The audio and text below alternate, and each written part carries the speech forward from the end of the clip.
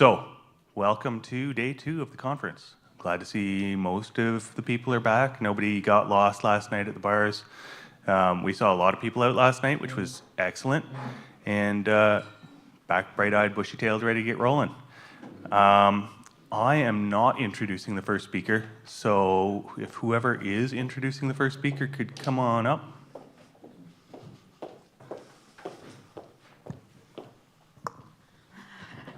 Good morning.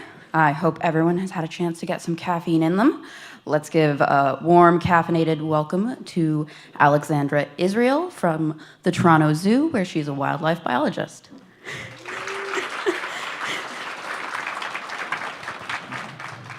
This is green button, red button back. You can use either mic. Hello. Hello, I'm Alex. I'm a research lead for the Toronto Zoo, and I'm going to talk today about the project that I'm leading and the field work that we did this past summer. Soon.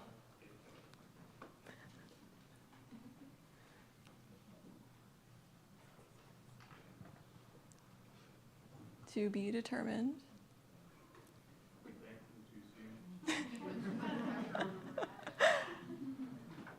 I can see it, so that's most important, I think.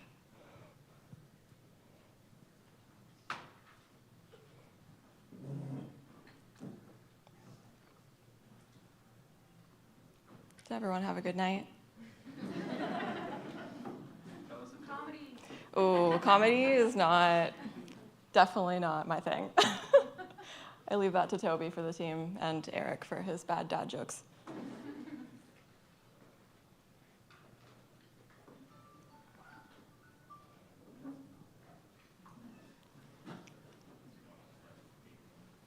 Anybody else have any jokes?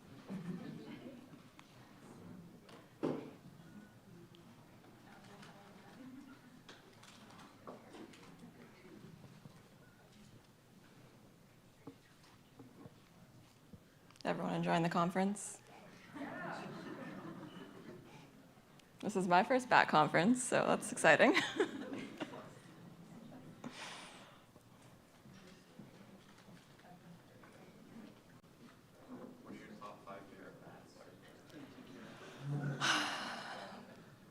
Little browns, that's what I'm talking about today. But I think my most favorite bat is probably the hoary bat. I follow the Pennsylvania Bat Rescue, and their videos of feeding bats bring me a lot of joy every day. Highly recommend. Big brown, obvious, of course. Oh my goodness, all right. So I'm going to be talking about my project on little browns today. So just to start off, I kind of wanted to start off a bit broad and talk about what's required for suitable summer habitat for breeding bats. And probably one of the most important things is having safe roosting sites. And that's because safe roosting sites provide breeding bats with protection from inclement weather, from predators, it also provides them a place to have their pups safely and raise them, and it also gives them an opportunity to participate in social interactions with one another.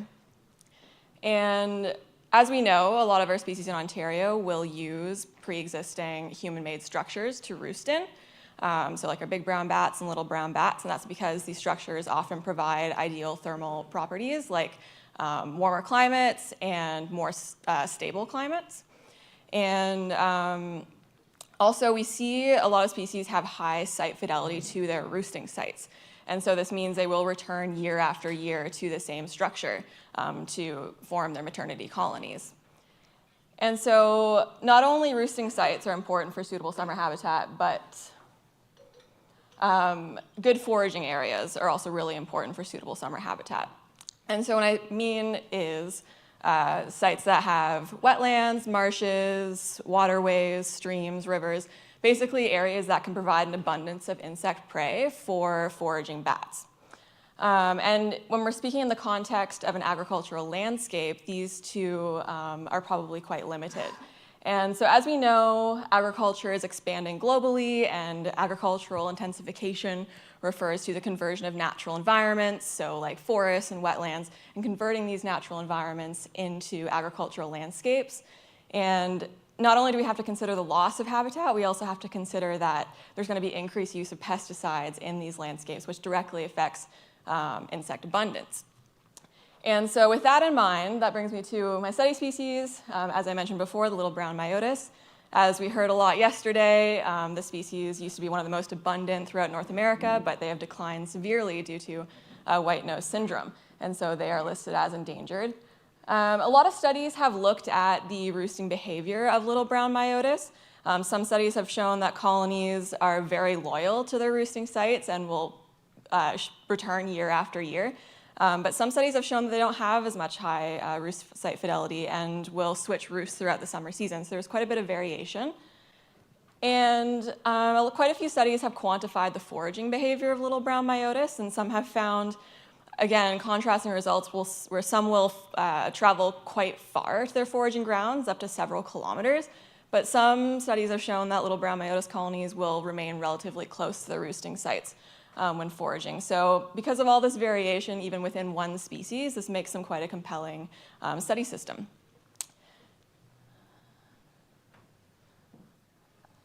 Okay, so this brings me to my study site, which consists of two large livestock barns in southwestern Ontario, which is a heavily farmed area. And we conducted our own emergence counts at these barns this past summer, and between the two barns, there's nearly 600 bats, which is quite a substantial number of little brown myotis, an endangered species in Ontario. So clearly the site is very important for this colony. Now, so sort of our largest question for this site is, what are these bats doing? Where are they going? What are they doing? So we hypothesized that they would probably be, since it is in an agricultural area, as you'd expect, there are lots of barns. So we kind of predicted that they would likely be switching roosts throughout the area, but there is a large river near the barns, and so we kind of predicted that they would be foraging more locally in this area because we suspect that this would provide a lot of insects. And so this brings me to our methods. We trapped bats at these barns this summer. We caught a total of 24 total of 24 bats. Most were adult females, as you'd expect. We took biometric measurements. Most importantly, we admired how cute they were, and we put radio tags on 5 individual bats following standard procedure, and we tracked them in the daytime and the nighttime to determine their daytime maternity roosts and their relative foraging areas. So essentially what we found was the bats that we trapped at each barn returned to those barns. So these 4 bats that we radio tagged at barn 1 returned to roost in barn 1, and the 1 bat that we trapped at barn 2 returned to roost in barn 2. However, one of our bats with tag 501 did some very interesting things. So here's a map of the study site, and you can see this river that I was talking about north of the barns. There's barn 1 and barn 2 by the yellow pentagrams. And then you can see that there's a new barn highlighted in blue. And that's because we radio tracked this bat to this new barn, which was very exciting. This was a spot that we hadn't known that bats were roosting in yet in this area. And then there was also a third unknown roost that we didn't know where she was staying in. So, and then this new barn is about 700 meters from the primary barn location. And so this is sort of a timeline that shows you where this bat was going each day, because she roosted in a different spot each day compared to the other bats. And so the first day that we tracked her, she was actually in the new barn location, and then she returned to barn 1 the next day.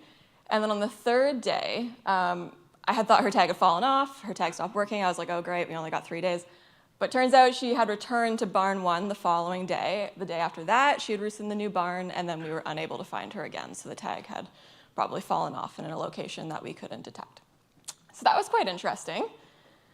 And then, bear with me. Okay, so going to our foraging results, you can see all these polygons are sort of color-coded to the individual bat IDs here. And so you can see that we generated these polygons with essentially detections where we found the bats while driving around these roads at night, and also on properties that we had access to walk around on foot as well.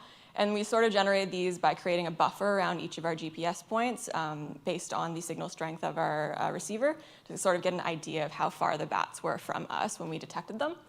And so you can see tag 505 stayed relatively around the main barn area, very small foraging area. 504 sort of ventured a bit more east, but still stayed relatively close. Tag 501 kind of went a bit further west, and you can see that that was the bat who was using the blue barn to roost in, so perhaps she was doing this to reduce her commuting time between her preferred foraging area. But what I like to notice about this is that all the polygons do overlap over top of the river, so the river is probably a very important foraging area for this colony. So you'll notice that one of the bats was not listed on there, well, two of them. Tag 503 unfortunately fell off or stopped working very quickly, so we didn't really get much data from her. But tag 502, we couldn't detect her foraging any night. It was so frustrating, like she'd be in the roost and then she'd be gone. And we didn't know where she was going. And then we looked at the MODIS data, and she was actually detected by a MODIS tower that's about 20 kilometers away from the main barn site, which was quite interesting. And so this red line is the buffer of the MODIS tower, and so the buffer is actually only about 5 kilometers from the roosting site. So she traveled a minimum of 5 kilometers from the site, but we don't, there's no way to know exactly where she's going. In the middle there is a marshy swamp area, so it's possible she was commuting there to forage, but this was on 3 separate nights, so it's quite interesting that this one individual bat was traveling so far to her foraging grounds. All right, so what does this tell us? Well, we definitely showed evidence that there's variation in roost site selection and foraging area, even within the same colony. Although this isn't entirely groundbreaking, it does, contribute to our growing knowledge of this threatened species in Ontario and Canada, and hopefully this information can be used in the future towards future conservation efforts for this declining species. So I think that's about all I had to share today. So thank you to everyone who helped with my project, particularly Chloe, who spent the entire time with me at the site, and to the rest of the Toronto Zoo team, and I know that Eric was there in spirit. So thank you.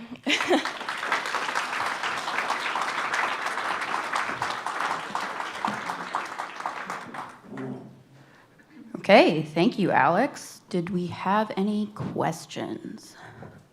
Oh, making me go all the way to the other side.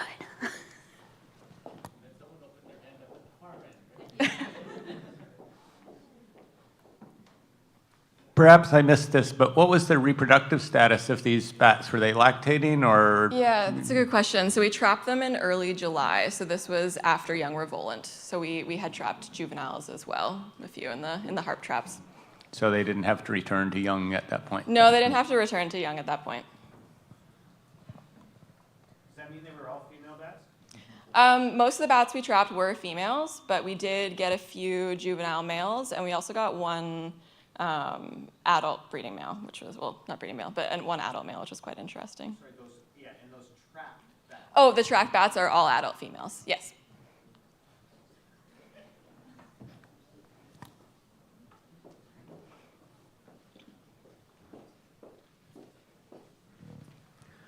Do we know if that new roost site was being used by other members of the colony, or if it was a mixed colony roost site? That's a good question. Unfortunately, we didn't have enough staff to do an emergence count at that site, but that's definitely something that we would like to do in our upcoming field season.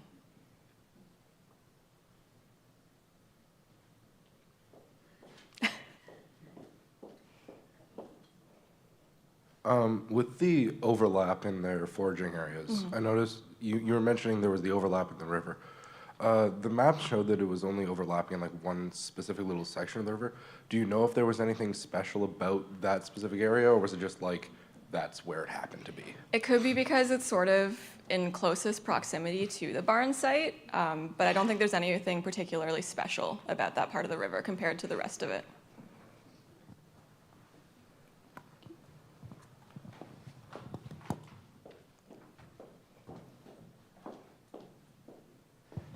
I'm curious what the available roosting sites in the nearby area are, because as you mentioned, there's a lot of situations where bats will use a network of roosts, which is what we were finding with our tracking work in Ottawa here.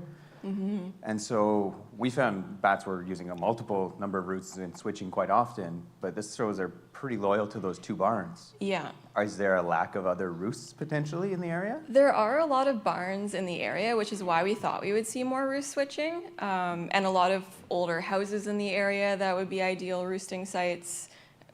I was surprised to see how loyal they were to their 2 barns, and I was surprised that even of the 5 bats that we had tagged, there was no switching between the barns as well, because I kind of expected that. Yeah.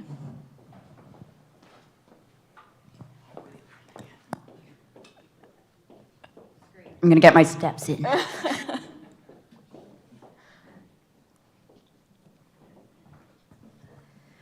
So forgive me, I'm not exactly a super bat knowledge person, but of all the females that you tagged, do you know how many of them had actually had a pup that summer?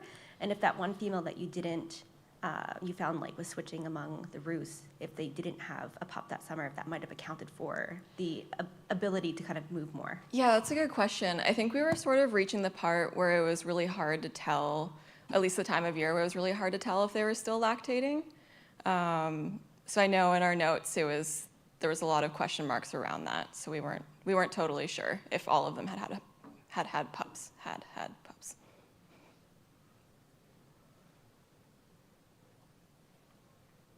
No more questions? Thank you very much, Alex. Thank you.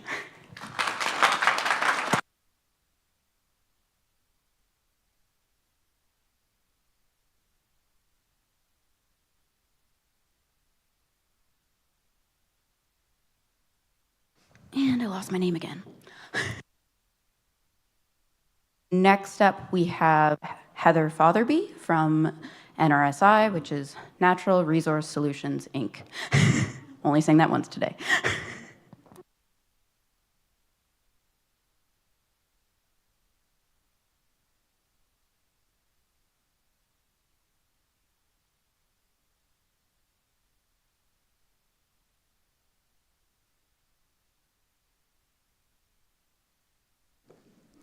Thank you. Yeah, I'd just like to point out that I reused this slide, and that isn't a northern myotis. But yeah, thanks for the introduction, Pauline. I have some interesting findings regarding northern myotis maternity habitats to share with you today. As Eric mentioned yesterday and Alex this morning, maternity roost sites are temporary associations of reproductive females where they can give birth to, nurse, and wean their pups. And so they're really, really important they play a crucial role in the reproductive success and population dynamics of a species. And their identification and protection is of the utmost importance for the conservation of bats, especially our rare bats in Ontario. So that's the focus of my presentation today. And for the last couple of years, before I jump into that, our knowledge of maternity sites in Ontario is generally lacking. For example, prior to this study, we were only aware of 2 maternity sites for northern myotis in Ontario, one in a building and one in a tree roost network that Toby alluded to yesterday. So we set out to contribute to the conservation of our endangered tree roosting species, including northern myotis, little brown myotis, and tricolored bat, by improving our understanding of the presence, distribution, and structural characteristics of maternity habitat with a focus on natural roost sites. So we developed 3 main objectives for our study. The first one was to evaluate the presence and distribution of our 3 target species in southwestern Ontario through capture surveys. Our second objective was to evaluate the presence and distribution of our 3 target species, their natural maternity roost sites, through telemetry surveys. And our third one was to quantify maternity roost sites, their characteristics of any confirmed roost sites. So to meet our first objective, we conducted 53 nights of mist-net capture surveys across 21 study sites in 2022 and 2023. In 2022, we focused our surveys on 4 main sites, but due to a lack of captures of our target species, we revised our approach in 2023 by increasing the number of study sites in order to expand our search area for our target species. To meet our second objective, we attached radio transmitters to any captured juvenile or reproductive females. And then after releasing them, we tracked them during the daytime to investigate their roost selection. To meet our third objective, we were not only interested in quantifying any used habitats, but in answering the question, do bats select maternity roosting habitat non-randomly? So are they selecting specific habitat characteristics or features, or are they just using what's available to them? And to answer that question, we collected 12 structural variables at confirmed roost sites, such as the diameter at breast height of any confirmed tree roosts, the canopy height within the vicinity of that confirmed tree roost, the distance to the forest edge, and 9 other structural variables that we'll get into a bit later. We documented those at used habitats and at randomly selected or available habitats. And for every used habitat, we randomly selected 1 available habitat. We were also interested in asking the question, is the current provincial protocol effective at identifying potential natural roosting habitat? As I mentioned earlier, it's really important to protect these types of roost habitats. And in order to protect them, we need to be able to identify them. So is the protocol that we're using effective at identifying those habitats? And to do that, we applied the protocol to any vegetation communities within which we confirmed natural roost sites. So over all of our study sites and across both of our monitoring years, we captured a total of 217 bats. Of those, the majority were big brown bat. So maybe that's why I put a big brown on the first slide. We also captured 5 other species. We had small-footed, red bat, silver-haired, little brown myotis, and northern myotis. 56 of those captures, or 26% of them, were species at risk, and only 10% of them were our target species, consisting of little brown myotis and northern myotis. Of the little brown myotis that met our requirements for tagging them, we were able to confirm 2 building roosts, which were not the focus of our study, so I'm not going to talk about these any further. But Alex, I thought I would mention the one little brown that we captured. She traveled 5 kilometers to her roost site. There you are. Yeah. So we thought that was interesting too. But we also captured 1 northern myotis in 2022 and 1 in 2023. And by tracking those 2 individuals, we were able to confirm 7 natural roost sites. So these 2 individuals, they were captured at the same site and within about 50 meters of the same capture site. In 2022, the individual that we tracked retained her tag for 4 nights before she dropped it, and the individual in 2023 retained her tag for only 3 nights before she dropped it. They were roosting between about 110 and 600 meters from where they were captured, and the distance that they traveled between their roost sites ranged from 5 to 350 meters. We calculated the roost area that they were using. In 2022, they used the first individual, her roost area was 1.8 hectares, and the individual that we tracked in 2023, her roost area was 0.1 hectares, but keeping in mind that we only tracked them for a few days.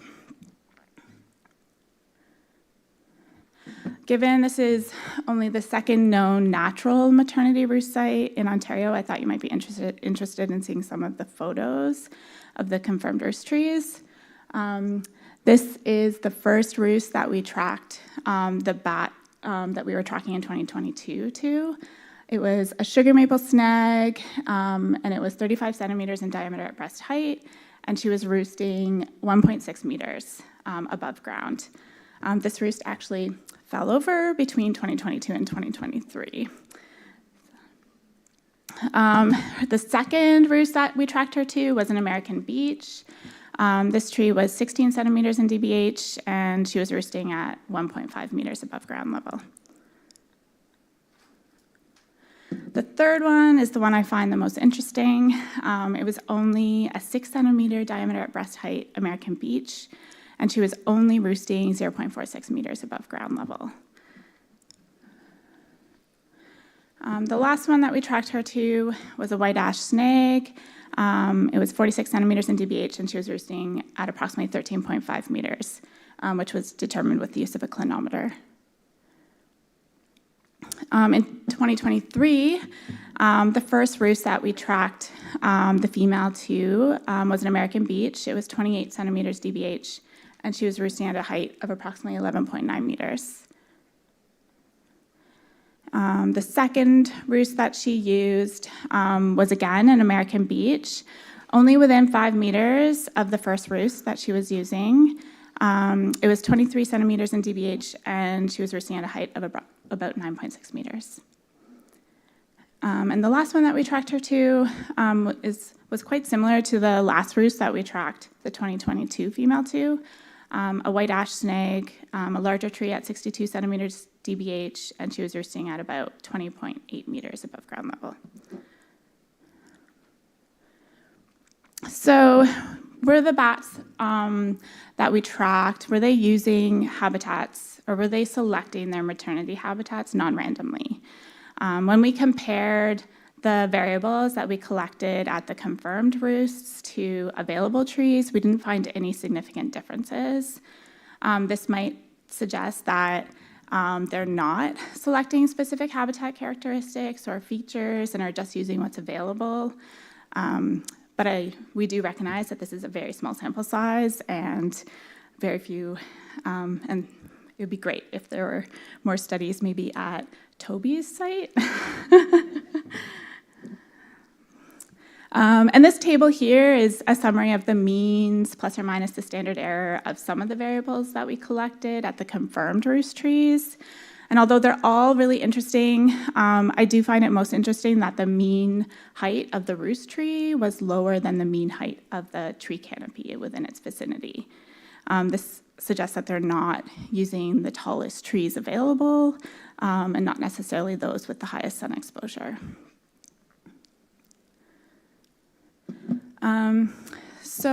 And what about the current provincial protocol? Did it correctly identify our confirmed maternity habitat as natural roosting habitat? I don't have the time to get into the depths of the protocol, but basically the plot-based approach consists of randomly selecting plots in the vegetation community that you're assessing for bat habitat.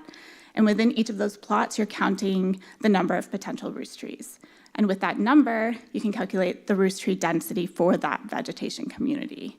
And the vegetation communities that have a roost tree density of equal to or greater than 10 roost trees per hectare are considered high-quality roosting habitat for bats. So when we applied that to the vegetation community within which we confirmed northern myotis to be roosting, we calculated the roost tree density to be 34.86 roost trees per hectare. And I do realize we did this after we recognized the fact that they were using really small DBH trees. So of course we were counting all the small trees where we were finding roost features. And I know others only count those that are greater or equal to 25 centimeter DBH. So the number of roost trees, the density with regards to greater than 25 centimeter DBH also met the criteria for being identified as potential roosting habitat. So with regards to roost density, yes, the protocol was correct in identifying it as potential roosting habitat. We took that a step further and applied the protocol to the confirmed roost trees as well. And the roost tree density was even higher when we were only considering the habitat within the vicinity of the roost trees. It was at 86.67 roost trees per hectare.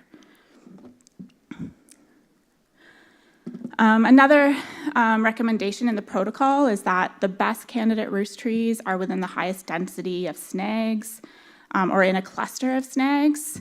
And when we looked at the number of potential roost trees within those plots that we centered on the confirmed roost trees in comparison to the available plots that we did as per the protocol, we did find a significant difference in the number of potential roost trees. There was a higher number of roost trees in the plots that were centered on the confirmed roost trees. And I apologize for this table. It's a lot of information, but it basically summarizes a lot of the criteria that is outlined in the protocol and whether or not our confirmed maternity habitat met that criteria. For the most part, it did, but there were a few differences. For example, the roost tree height, they recommend the best candidate roost trees to be in the tallest trees. But we, as I mentioned earlier, the mean tree height for the confirmed roost trees tended to be lower, or was lower than the mean height of the tree canopy within the vicinity of those trees. So not always the tallest tree. And we found the majority of the confirmed roosts were American beech, which is a tree species that isn't even listed in the protocol as likely having a roost feature. And they also recommend the best candidate roost trees are those that are high in a tree. And as I mentioned, we found at least 2 confirmed roost trees that were less than 10, or they were smaller. And I'm getting off track here, but in terms of the height, we found 2 roost trees where they were roosting less than 2 meters above ground. So. In summary, yay, we've contributed to our knowledge on maternity habitats in Ontario by identifying the second known natural maternity roost site for the species. And with regards to our ability to be able to identify additional maternity habitats, the current protocol did correctly identify ours as natural roosting habitat with regards to roost tree density. Our study also noted that northern myotis prefer to roost in locations with a higher number of nearby potential roost trees. This is consistent with other studies and could be related to their roost switching behavior. The lack of significant results that we found in our study could suggest that northern myotis have some flexibility in terms of their roost selection. Not always the largest tree, not always roosting at the tallest possible position in the tree. For example, we confirmed northern myotis maternity habitat in trees that were less than 10 centimeter DBH, and they were roosting as low as 0.46 meters above ground. And there was variability in terms of the height that they were roosting at. And with that, I'd just like to give a big thanks to everyone that made this study possible. There's a huge list of names, and they're not all on there, but thank you very much.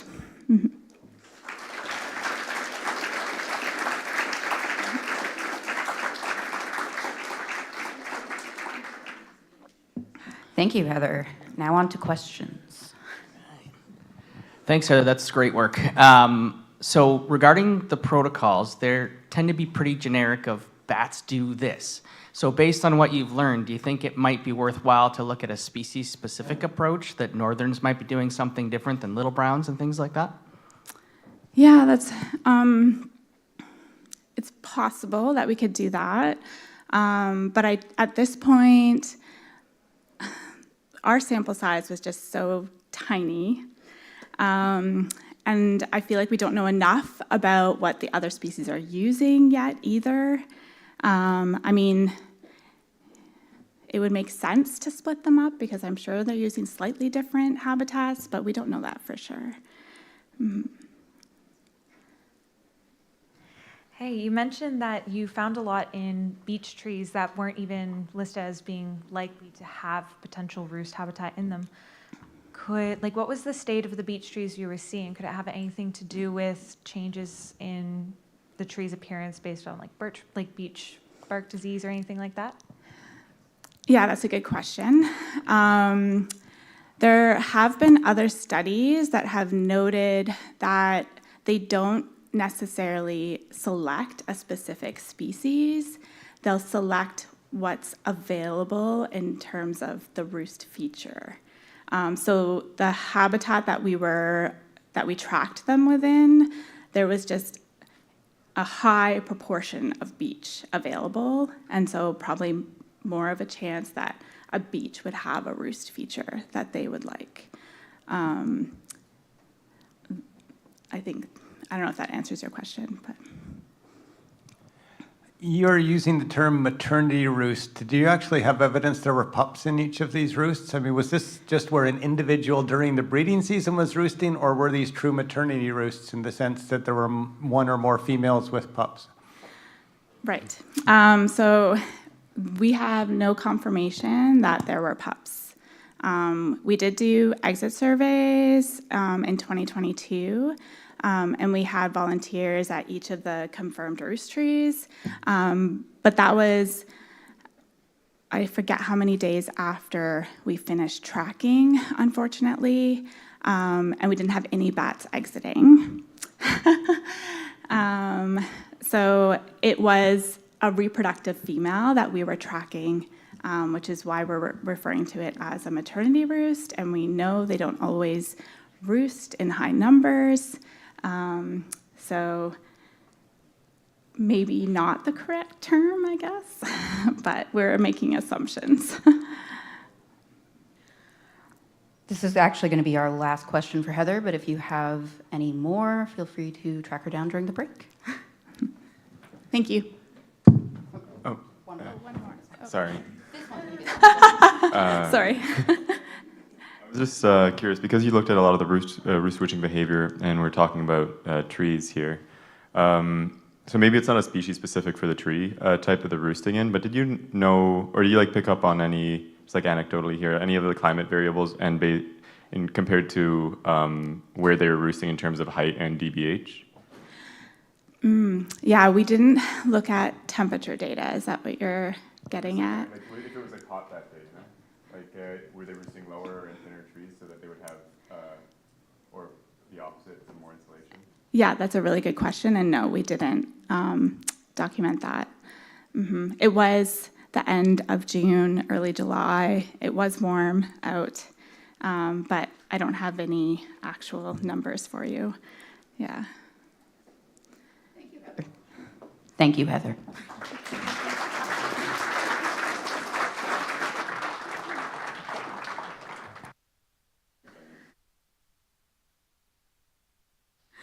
Next up, we have Christy Humphrey from NRSI.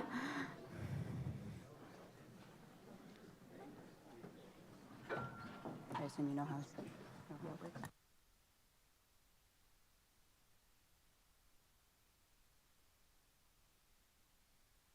Laser, if you press the green button lower, apparently. Hello? Oh, good, it works. All right. So I just wanted to spice up the agenda by trying to have the most facetious presentation title. So, is Eastern small-footed myotis taking over Ontario? I'm going to misquote Toby and say, no. Questions? But yeah, I did want to use this as just sort of a discussion topic. It's probably going to be the least scientific presentation of the event. Just a discussion topic because we had sort of anecdotally noticed that we may have been encountering eastern small-footed myotis more than we used to. And we heard about in Lauren's presentation, for example, that the proportion or the rate of their capture maybe seemed to be higher than it used to. So I just wanted to explore this topic in general. So going back to when the recovery strategy was prepared, it's prepared 2015, 2016, and released in 2017. At that time, it was considered the least studied and most poorly understood bat species in Ontario, and it has always been considered to be rare throughout its range. Taking a look at the map that we had for the species at the time in terms of confirmed records, not too bad, but a lot of historical records, only some that had been from within the last 20 years, pretty patchy throughout the province. And that was as of 2016. I know there's been a lot of data collected since then that has filled in some of the gaps in this map. Or we have had observations in squares that had only had historical observations before. And we also considered eastern small-footed myotis has rarely been encountered roosting in buildings. There had been 5 records to date in Ontario at the time. 2 are maternity colonies, compared to our other commonly encountered species such as big brown bat and little brown myotis that commonly roost in buildings. At the time, there was only 1 extant maternity colony known in a building, and 1 was historical. At this time, I believe there's sort of definitely 2 that MNRF is aware of and working with for eastern small-footed myotis colonies in Ontario. So we also consider for their habitat that they, primarily roost in open, sunny, rocky habitats and occasionally in buildings. That's sort of what we think of for eastern small-footed myotis habitat. So I'm curious to know, are eastern small-footed myotis really that rare, kind of as rare as we consider them to be at that time? And do they really only occasionally roost in buildings? So I just wanted to take a look at NRSI's passive acoustic monitoring data, our building exit survey data, and our capture data from the period generally since we prepared the recovery strategy to sort of maybe re-examine these questions. So our passive acoustic monitoring was conducted under the MECP guidelines to identify maternity colony habitats for our tree roosting species, so not specific to eastern small-footed myotis. Sunset plus 5 hours on 10 nights with good weather in June. And we've been employing that general approach on most of our projects since 2015, 2016, around there. So I wanted to examine the patterns in species detection through those really standardized surveys over time. So I included studies from 2017 to 2023 because they all followed the same protocol. And we used pretty consistent equipment during that time to do our passive acoustic surveys. And all our data was auto-classified in Sonobat, followed by manual vetting of at least all the calls auto-classified as species at risk. So we used 3 different detector types during this time period. Most of the years was just the SM4BAT with a U1 microphone. The last couple of years, we've also added in the U2 microphone and then the mini bats based on equipment availability. So these are all of the sites that we've surveyed. That says 2016 and it's wrong. It's 2017 to 2023. Pretty spread out through southwestern Ontario. So already I'm not looking at the whole province, so clearly I'm only looking at this part of Ontario. Here's a summary of our data, but on this table, what I want us to look at quickly is the percent of Miley calls, so Miley being Myotis libii, eastern small-footed myotis. The average is 0.51% of all of the calls that we're collecting, and even just 1.09 in 2023. So is eastern small-footed myotis taking over Ontario? No, it's not. Still pretty rare, but there's kind of this increasing trend that we have been seeing.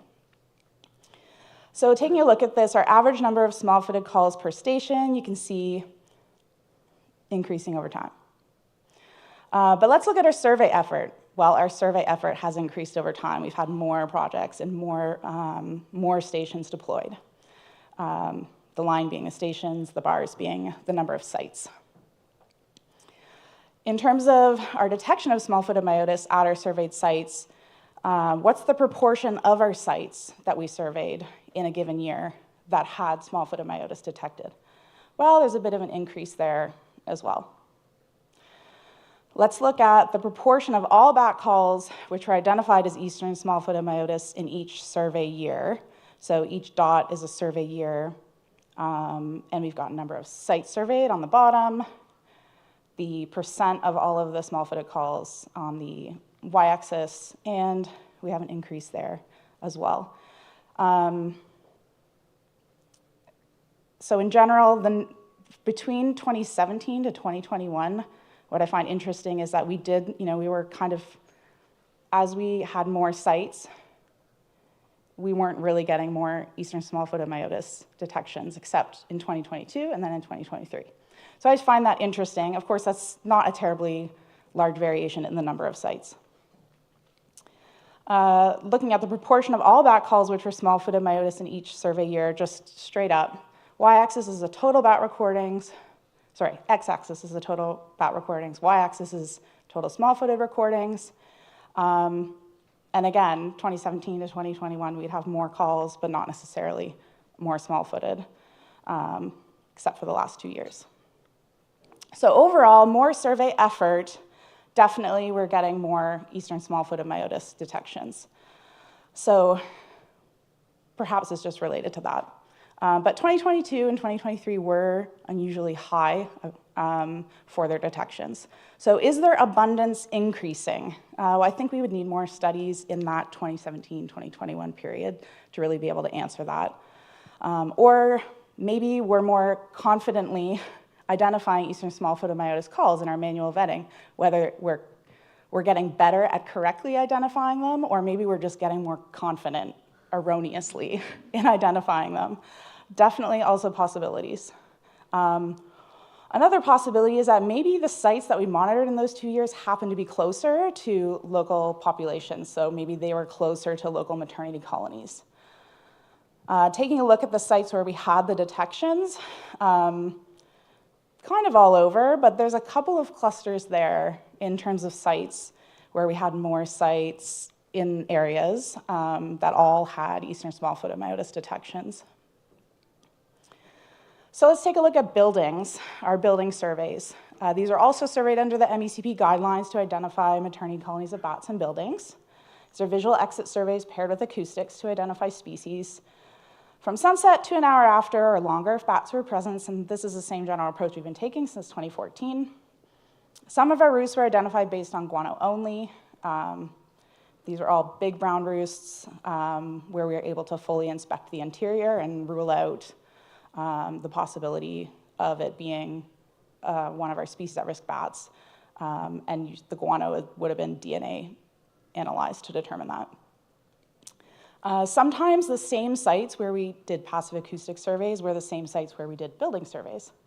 14% of our acoustic sites, or 22% of all buildings we surveyed, and 22% of all sites where we surveyed buildings also had acoustics. So in general, most of them are big brown bats, as you can expect. We didn't do any surveys in 2015 or 2020, and we're going back to 2014 for this just because that's as far back as I have data, so I thought I'd share it. Little brown roosts, we identified 2 in 2017, and we identified 4 buildings with eastern small-footed myotis roosting in them in 2023.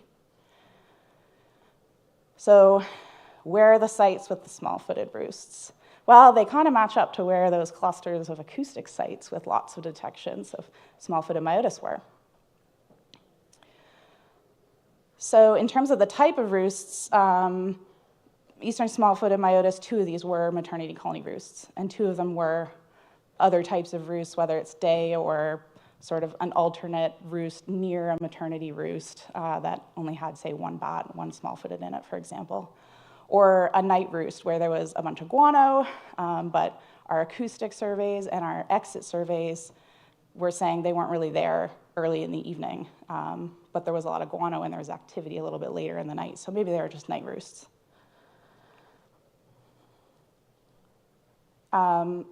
that says acoustics, but it's buildings.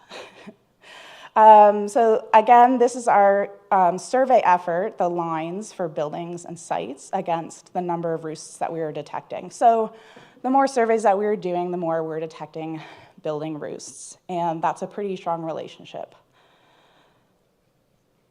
91% of the variance in the number of roosts that were identified each year is explained by the number of buildings that we surveyed that year. So the results are highly proportional to the amount of effort that goes into it. So the more buildings we survey, the more likely we're going to identify roosts of rare species.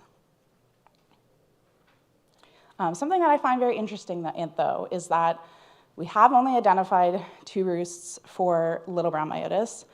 Just interesting that they're in the same year because they're 2 completely different sites. One was a maternity colony and one wasn't. Totally unrelated, but both in the same year. So for a species that roosts in buildings a lot, we have identified now fewer of them than we've identified roosts of eastern small-footed myotis. So I just find that interesting to consider. Especially because in our acoustic surveys, we don't encounter them all that infrequently. It's pretty normal to encounter at least some little brown myotis in at least small numbers on a lot of our sites. 6 times more calls than small-footed myotis. This is possibly because little brown calls are generally easier to classify to species level. We can do that more often than eastern small-footed myotis, so are they really more abundant? Little browns, right? Are they really more abundant than small-footed? I'm not sure. Maybe they're just roosting in the trees in all of these sites that we're detecting them at. But, you know, Heather mentioned the little browns that we captured and were able to track, they were always roosting in buildings. We were not successful in undertaking that study to identify little browns roosting in trees. We didn't observe it. So let's take a look quickly at our capture data. You know, it's the only 100% certain way to confirm the species is here. Our older capture projects were focused on capturing eastern small-footed myotis in rocky habitats, so it's super biased data, so let's ignore that.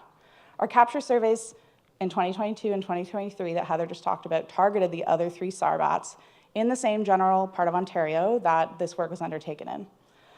And then I have one additional site that we worked on last year that wasn't part of Heather's project that I included. So as you can see, those are all of our sites generally, and as Heather mentioned, but kind of breezed over, is that small-footed myotis was the 2nd most common species that we captured in that work, more commonly than little brown myotis.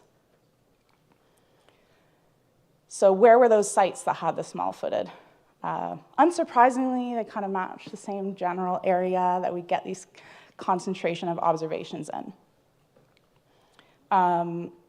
But we, again, with same with the acoustics, we had little browns at more sites than we had small-footed myotis at. And one of our sites did have a building maternity colony of eastern small-footed myotis near it. So we were capturing a lot of small-footed myotis from that colony. Just in general, looking back at the square map, we were able to have observations of the species in some of the squares that had previously been identified. We added 2 new squares. These are both based on acoustics. And there's a 3rd new square over there in the west that's kind of fake because there are only 3 calls of eastern small-footed myotis from that site, so let's not put a lot of emphasis on that. So eastern small-footed myotis is not taking over Ontario, but with more survey effort, more years of surveys, we can expect to encounter them more. Maybe they're not quite as rare as we once thought they were, and maybe they're roosting in buildings more often than we thought they were as well. That's all.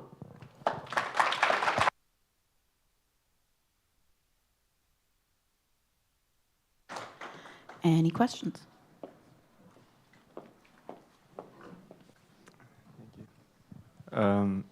Great job. That's cool. I was wondering if you knew the average foraging height, flight height for a small-footed, because they're ground roosting species. I'd assume that they forage. I don't know if that's ever been calculated. Definitely, like anecdotally or generally, they're considered to be low, slow flyers. They're highly maneuverable. Right. And tend to fly low and slow, but. Yeah, I didn't know for sure, but I wanted to ask that first. And then I looked from the pictures that you showed us of your acoustic monitors, they were placed fairly high, and the monitors were angled like 45 degrees upward. Do you think that could do with your detection of small-footed? They're actually angled more like slightly downward. Oh, okay. I was hard because we're on the ground and looking up at it up yeah, there, right? Maybe I just didn't see it well. That's an interesting thought. We haven't changed the height at which we're deploying the detectors over time, so we'll just consider that. In terms of our detection compared to other species, obviously the results are going to be limited by how high we can get the microphone. I'm not sure that I really have an answer for that, if anybody else has thoughts on it. You mentioned that the species was harder to identify their calls to species of than some of the other species you were looking at. Do you know what proportion of the calls were was there a proportion that was like left unidentified, or is that all of the calls were attempted to be identified as species? And do you think that has any impact on the amount of the calls that you were able to identify of the species? Yeah, for sure. There's always a bucket of calls that are, high frequency, unable to be identified to species, and we do have a bucket of calls that we call just myotis. So both of those categories, we have no way to know what species those are. We can kind of say, well, proportionally, we had this many little browns compared to this many small-footed, so maybe it's proportional. We can assume there's proportionally reflective of those other species, but that's a really big assumption, and we basically it's kind of just a big unknown, really. Can't really do very much with it. Okay. These will be the last two questions. Just on, pardon me, on that note, the software that was used in 2023, or the firmware for Sonobat, probably wasn't the same software that was used in 2016, and so I'm wondering if that data was re-verified with the updated software, or if, obviously I assume you're doing also manual vetting as well, and at the time of 2016 you would have had a capable person like Andrew to do the vetting of the calls. And so I'm just wondering, with that earlier question, if that plays into some of the limitations as well. So the software and maybe like the auto classification results basically, and how that informs which calls we're going to manually vet, and then who's doing the manual vetting. So the manual vetting for all of this work would have been done by me or Heather, or more recently, Jill or Jocelyn. Where's Jill? Okay. Jill or Jocelyn, and then we will review all of the ones that they think are those ones, and we've trained them on how to do the manual vetting, that type of thing. So fairly consistent that way, other than over time, right? Are we getting more confident, rightly or wrongly? So there's that consideration. And I don't know if Heather remembers the last time we updated the software package, but we've been using the same version for like a number of years. I know, so I don't know if it goes all the way back to 2017, but my guess would be at least 2018. Updated in 2021. Oh, wrong. Well, 2021. So that's a possibility. Now, we do manually vet more than just the calls identified to SAR. We usually will manually vet also calls classified as high frequency, but not always to the same amount on every project. So there's definitely variation possible within there, and it's just dependent on the project. It wasn't dependent necessarily on the year. Next question, quick. Yes. Perfect. So this next question should be pretty quick because it sort of bounces off of that. In the beginning of your presentation, you had talked about, and I'm not a bad person, so I'm not sure, like mini bat and stuff like that. Was that a technology or a software? Those are all technology. Those are all detectors. Yeah. So when you're using different detectors, is it possible, and again, from my perspective, I don't know, is it possible that certain detectors are better at picking up different calls than other detectors, and could that have been a bias? Great question. There's some folks who have been looking at mini-bat, for example, compared to the U1s or U2s, and the general thought is that the mini-bats collect potentially noisier data that might not be as good quality or as easy to identify species to, and we were using a lot more mini-bats in 2023, and like we only got them in 2022, so 2022, 2023. So it's almost like counter. One would expect that the data quality might be poorer, but we haven't tested it and I didn't analyze for it specifically. That's all the time we have for questions. Thank you. Thank you very much, Christy.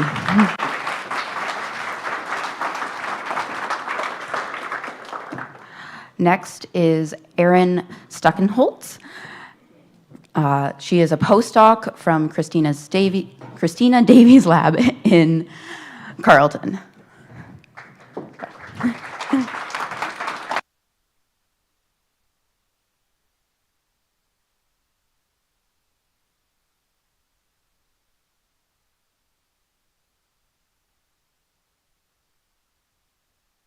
Oh, okay. Oh, there.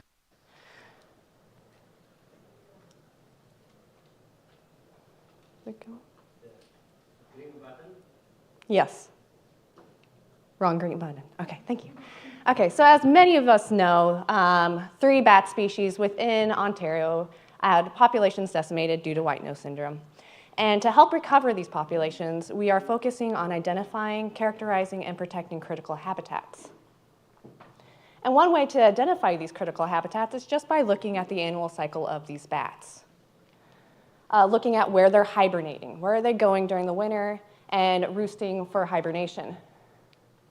Identifying their maternity sites, these locations where females will gather together to give birth and rear their young.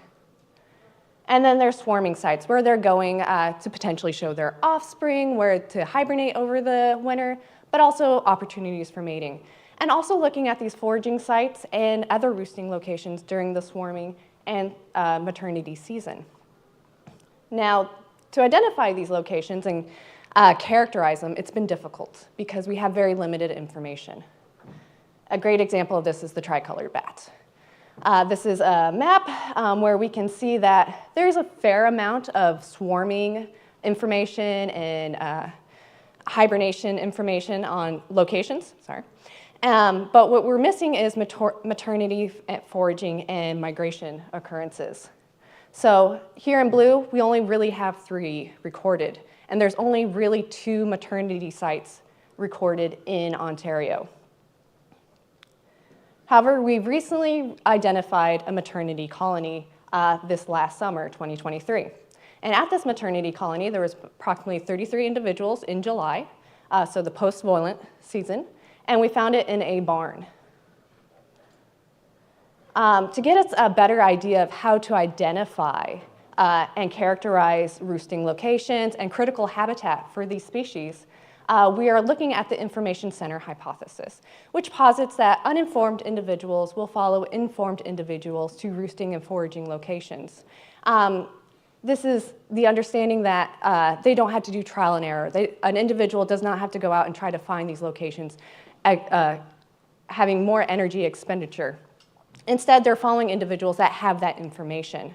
And so that can give us an idea on key locations such as foraging and roosting locations. This will help increase the survival of the individual and potentially help the fitness of the parent.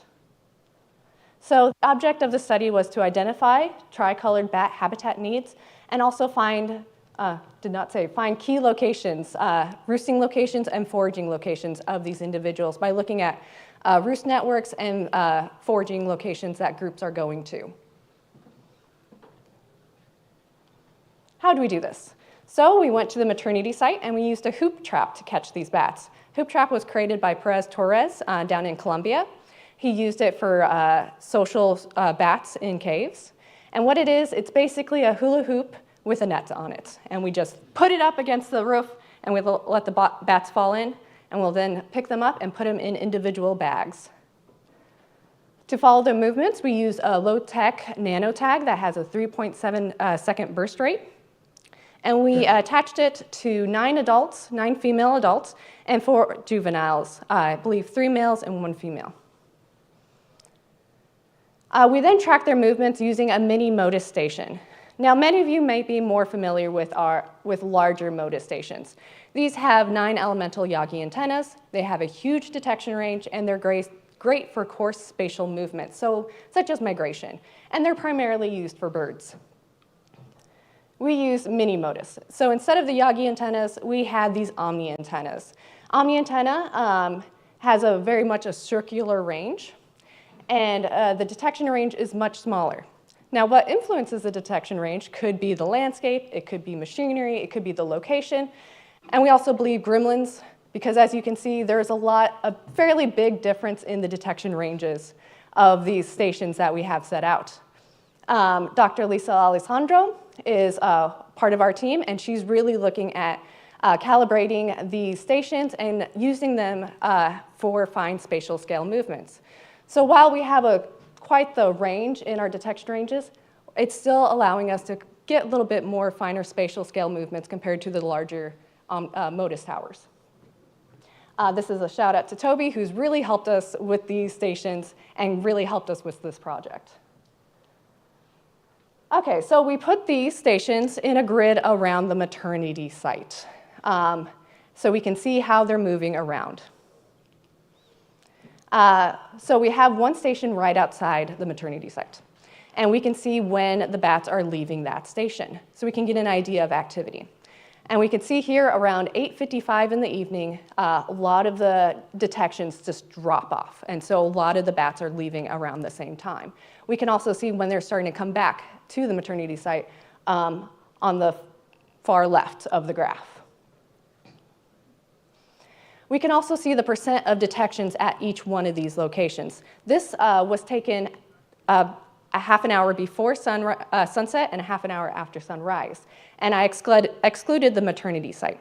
In this map, in the gray, you can see it's part of the town, a very small town, and on the other side is more of the forest. So our maternity site is just on the edge of the forest. And looking at our detection, our percent detection, we see that the bats are not going toward the forest. They're actually going into the town toward the river, which you can kind of see in the blue.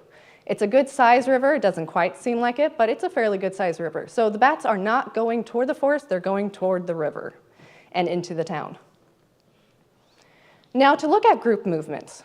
As I talked about earlier, the detection range, it kind of has a fairly good size, so it's really hard to pinpoint exactly where they are on the landscape and if they're really moving together. And so to get an idea of group movements, we did simultaneous detections. So this is when more than one tower picked up a bat. So as we can see here, where the 2 tower detection ranges overlap, we have a better idea of where that bat is in the landscape. So with that, we can get an idea of when that bat was there and kind of have an idea of where they are. And we can also see when other bats were also there at a very similar time. So this is within 20-second window. And this is for 2 stations. This is only for a select number of our bats, but we can see with our simultaneous detection of 2 towers that they were kind of pretty close to each other in that landscape. Now this is for all of our towers, for all of our bats. So these are simultaneous detections, so 2 towers at once, and these are for bats around the same time. So we can see that across time that they were hitting very close to the same landscape, going in the same direction. And from there, we can make a network. We can see what bats are traveling together and where they're at the same time at the same location. And we could see that these are all of our bats, that they're traveling almost at the same time. So we can get an idea where they are and how often they're going. And these are most often our detections were at the river, at our river stations. And so these bats are primarily using the river for foraging. Now for manual tracking, getting an idea of our roosting locations. So this is our roost sites network. And our little baddie, those are our bats. The whites are the juveniles, and the black are the adults. In our center here, that is our maternity site, so that's our barn. In the light blue, those are buildings that the bats roosted at, and in the green are the trees. And what we can see here is that bats didn't primarily focus at the maternity site. They started moving around the landscape and roosting in different locations. The juveniles were more often at the maternity site than the adults were. So when we were checking out the maternity site, we saw the juveniles there. The adults were not recorded at the maternity site as often. Looking at characteristics, so they roosted in buildings and trees. So what we found is we collected characteristics such as roof type, if they were in buildings with tin or shingles, material, if the building was made out of wood or masonry, the complexity, if there was a lot of hiding places, it would have been high. So if there was a porch or gable, or if it was low, there wasn't very many hiding places. For tree species, we looked at the genus. We also looked at decay stage, if it was a healthy tree versus a tree that was dead and on the ground. And then the crown position, which is the relative stature within the forest stand. So if it was a very tall tree, it would be dominant, it would be getting a lot of sunlight versus a suppressed tree, which is usually a sapling. And what we find is that they're roosting everywhere. They're not really roosting in one particular tree species or in just buildings or in just trees. We're finding them in buildings that have tin roofs, buildings that have shingles, buildings made of wood, buildings with not a lot of hiding places. We found them in maple trees. We also found them in ash trees. We found them in healthy trees. We also found them in some dead trees. We found them in trees that were dominant and then also trees that were more suppressed in the forest stand. And so we can't really prioritize a certain roosting location or roosting habitat because it kind of looks like they're roosting almost everywhere. And so with our group movements, we can get an idea of their foraging locations. Where are they primarily foraging as a group? And from this, we can tell that they're primarily foraging closer to the water. From there, but we also need to understand that we didn't tag a whole lot. We were in July, and so the bats they were volant, the juveniles were volant, but we didn't really tag that many because they were still too small to put a transmitter on. We only tagged about 13 individuals. And so that's about 40% of the colony. So we're missing bats that aren't tagged that are moving in a group potentially. Another step that we would love to do, and that we're doing this summer, is to see who's taking these juveniles to the foraging locations and the swarming locations. How are they finding these novel locations that they have never been to? And so we're going to look at the mother guidance and colony member guidance hypothesis that suggests that mothers are taking them to the swarming sites, or other colony members are taking them to swarming sites or the foraging locations. And so we're going to be collecting DNA to get a better idea. We did find out that one adult and one juvenile did end up at a swarming site very close to our maternity site at the same time. So it kind of gets us excited to kind of look into that further this year. Like I said earlier, one type of roost should not be prioritized over the other. The maternity roost was kind of the center roost. It's where all the bats were, the juveniles were there more often than the adults, but it kind of looks like they're roosting everywhere. And when we did look at availability of these roosts, we didn't find a significant result. So they might be flexible in their roost switching. So this just further is our investigation into tricolor bat movements. On the map here, this is actually from MODIS. I'm sorry, it's so fast. They do not move this fast, I swear. This is their movements throughout the landscape with our mini MODIS stations. When you see them going off the map, they're actually going toward a swarming site. Dylan White, this is kind of an extension of Dylan White's work. He looked at roost sites of bats caught at swarming sites, tricolored bats caught at swarming sites and looking at their roosting location.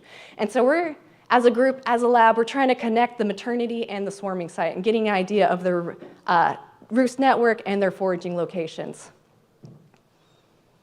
With that, I would like to thank the Algonquin people. I want to acknowledge that my research was taken on unceded territory of the Algonquin Nation, and with their stewardship and them taking care of the land, I was able to conduct my research. I would also like to thank all the wonderful people that helped us out with this project. It was a fantastic project, and I'm very happy to be a part of it. With that, I'll take any questions. Oh.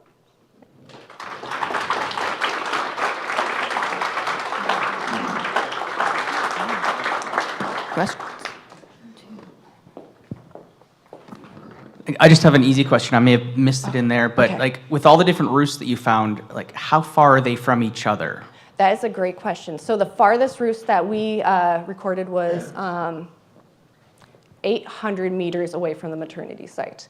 The swarming site itself is about 9 kilometers away. So for roosting, they stayed pretty close, but for the swarming site, they really went a distance. Hi, I was wondering, for the tree roosting sites, did you look at minimum DBH of the trees and also species of the trees? So yeah, we did look at DBH for the trees. We did try to stay within a boundary. I'm sorry, I can't remember what the minimum boundary was.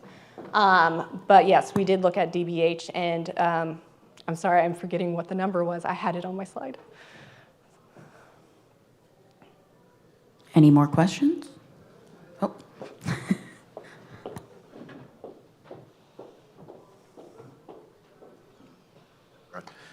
Really cool stuff, Aaron. I'll do 2 quick questions then. Okay. So first one is, when the bats left to the swarming site, did anybody ever come back to the maternity area, or is once they're gone, they're gone? That is a great question, and I haven't looked at that yet. Okay. I've been so focused on the maternity season because we're trying to do the swarming stuff next, and there's a lot of data with MODIS. So that's my other question is, I love the mini MODIS. Yes. I love that kind of thing. You've got the variation in the detection radius for each tower individually, which is awesome. Mm-hmm. Can you just quickly, what was the actual methodology to determine that detection radius? Okay, so yeah, that's Dr.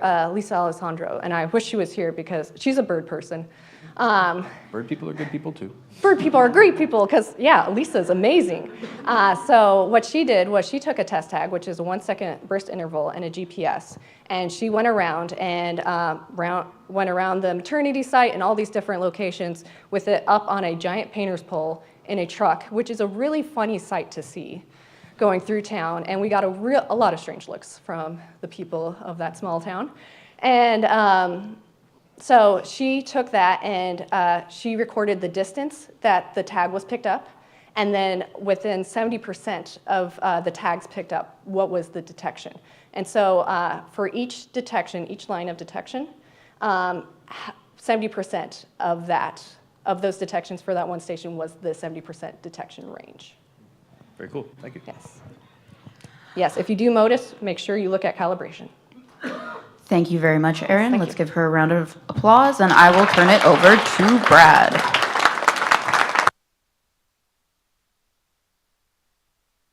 Okay, we're at a break. We have 15 minutes.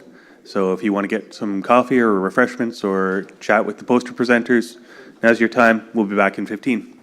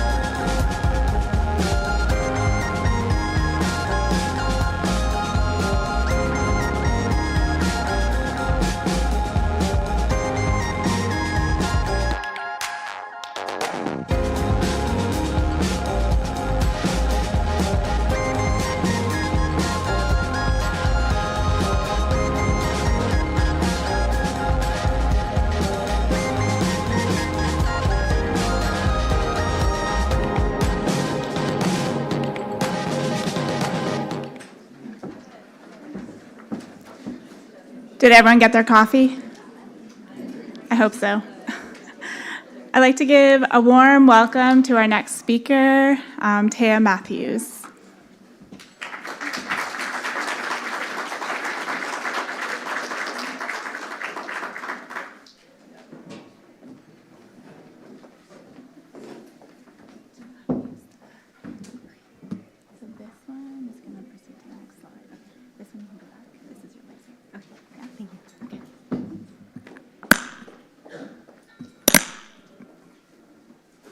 Okay. Could I have a mic instead? Yeah.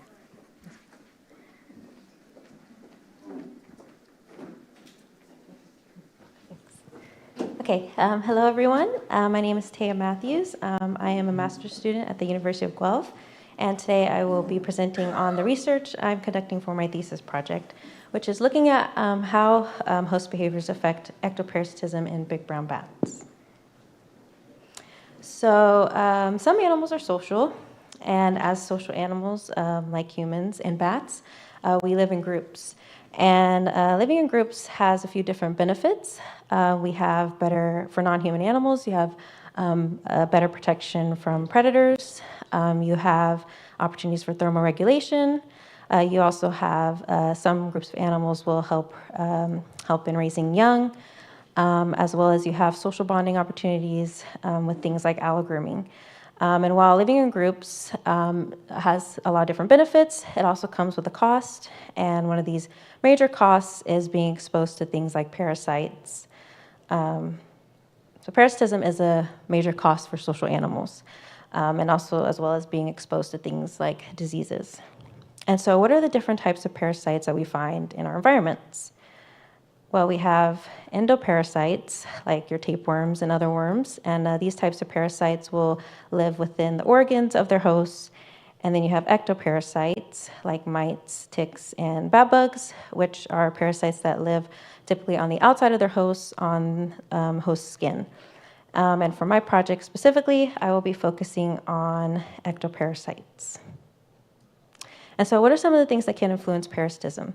Well, we have different things like extrinsic factors, which are your external factors like the environment you live in, so the habitat type you live in, climate, seasons. These are the type of external things that can affect parasite prevalence and intensity on individuals. And then you have your intrinsic factors, which are your more internal things like reproductive status, so whether a female is pregnant or lactating. You have age, so juvenile versus adult. And then you have behaviors and personality. And then I'll go into more what I mean by personality next. So personality is looking at these consistent individual behavioral variations that we find within populations. And so personality traits are behaviors that are repeatable and stable across time and different contexts. So essentially, these are behaviors that no matter what, no matter how much time has passed or what kind of situation an individual finds themselves in, we expect these behaviors to be expressed basically the same. And you have different types of personality traits that you look at in studies. Typically, we'll look at exploration, sociability, boldness, aggression, and activity. And depending on the organism you're studying or the system you're studying, you will use certain behavioral assays to quantify for these certain personality traits. For my project specifically, I will be looking at exploration and activity as the personality traits I will be quantifying in big brown bats. And for exploration, that's basically looking at how often an individual investigates something new in their environment. And then for activity, that's just measuring how long an individual spends being locomotive or crawling around in a space. And so that leads me to my question then, knowing that these things can have an influence in parasitism. So how do things then like reproductive status, age, and these personality traits, activity, and exploration affect parasitism in social bats? So bats live in roosts, and so they are a good model to look at how parasitism and behavior play a role. And I will be specifically addressing this in big brown bats. As most of us know about big brown bats, they're pretty abundant throughout North America. They can roost in trees and also most commonly in buildings. And I will be focusing my study looking at big brown bats and maternity colonies. And so far, there's only been about 11 published studies done on personality in bats. And this was taken from a paper done last year by Kuo et al. And about half of these studies have focused on looking at personality in little brown and big brown bats. Other types of bats that have been looked at is Spix's discwing bat, free-flying nectivorous bat, and Asian bentwing bat. And the type of behaviors that have been measured can range from repeatability of vocalization behaviors to the repeatability of things like foraging behaviors. And one study that my advisor, Dr. Quinn Weber, conducted looking at little brown bats and activity was looking at to see how activity affected an ectoparasitism, more specifically flea intensity. This was done during the swarming season, and in the figures above, you'll see here that the more active an individual was found to be, the less amount of fleas that they had. And so this kind of leaves, though, a question here. We don't really know much about how behaviors affect ectoparasitism in maternity colonies of big brown bats specifically. So that is kind of the gap in research that I will be addressing. And so that leads to my hypothesis. I hypothesize that intrinsic factors influence variation in ectoparasitic infection, and I have 3 predictions. For my first prediction, looking at reproductive status, I predict that, I don't know why it looks like that. Pregnant females will have a lower ectoparasitic load than lactating females. And the idea behind this is that pregnant females are still able to care for themselves while they're also gaining nutrients for the pup that they have inside them. And then when they're lactating, they're taking care more so of their pup, going out to feed and coming back to feed their pups. So less time is being spent essentially taking care of themselves.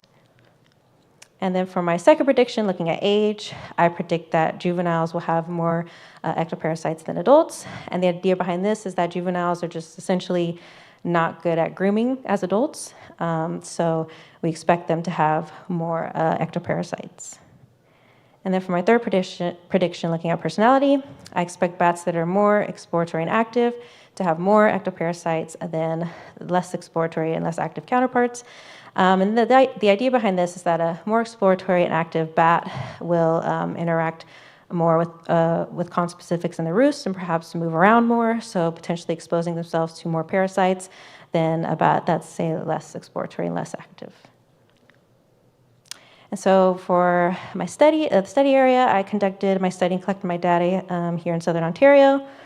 I had about 5 main sites where I did my data collection. And the total number of big brown bats that I captured was around 212. And then the total number of individuals that underwent the behavioral assay that I used to quantify for activity and exploration was about 90. 101 videos total, it says there, but that's because 10 bats went through the behavioral trial twice, and that was to account for repeatability. And so this photo just shows one of the sites that we visited. This was on an elderly couple's property. They had a maternity colony of big brown bats roosting in the roof of their shed.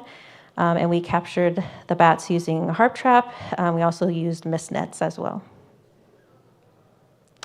And then to sample ectoparasites, we did this by taking a bat and stretching out its wing and holding it up to a headlamp light. This allowed us to be able to see the types of ectoparasites that are most commonly found on big brown bats, which are mites, and they specifically, or most commonly belong to the genus Spinturnix.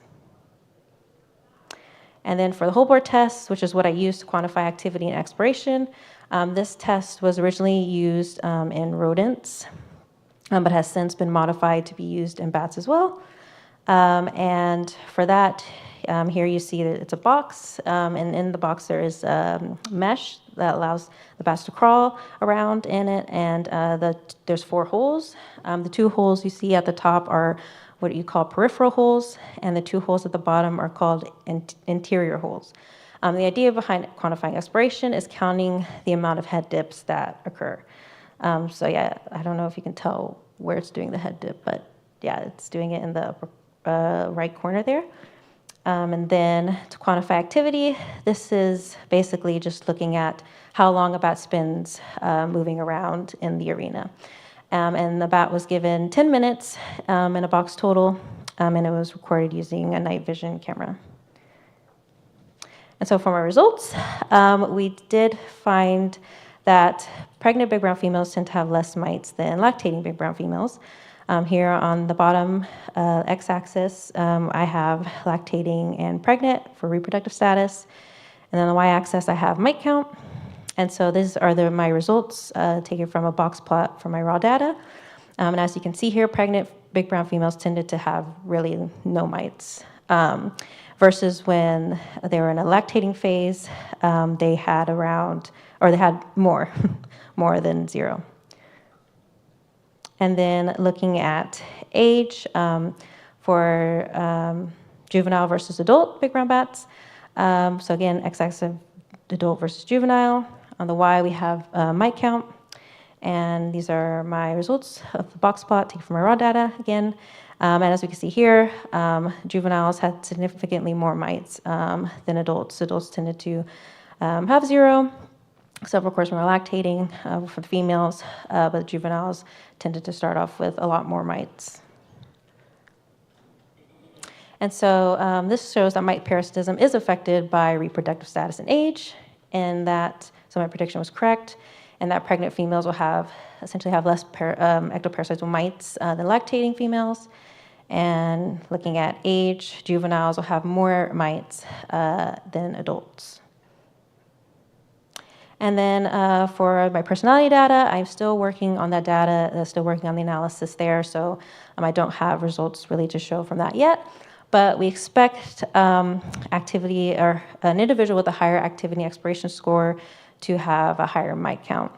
And just to note here, I know that in my advisor study, you kind of found the opposite, but this is due to the fact that fleas are more mobile ectoparasites, and so you don't really have to do much to get a flea on you as a bat. You could just pretty much stay there and you'll get a flea. But for bats, or for mites, in order for them to pass to an individual, it has to be direct contact. And so conclusion, we find that mite infections seem to decrease as age increases, but this kind of also means that juveniles have to deal with these parasites like mites leading into hibernation, which could potentially affect things like their fitness. And then lactating big brown bats not only have to deal with raising their pup, but they also have to deal with more mites. And then my study will kind of look at this gap in research, looking at how personality traits can affect ectoparasitism in maternity colonies of big brown bats specifically. And I'd like to thank my field team from last year that helped me with data collection, as well as my advisor, Dr. Quinn Weber, for funding. And then I'd like to thank the property owners for letting us catch bats on their property late into the night and do our data collection. Thank you.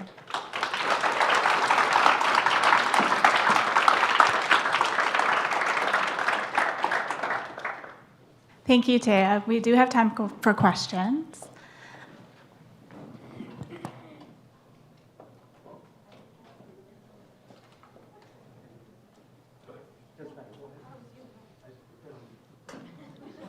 Great presentation.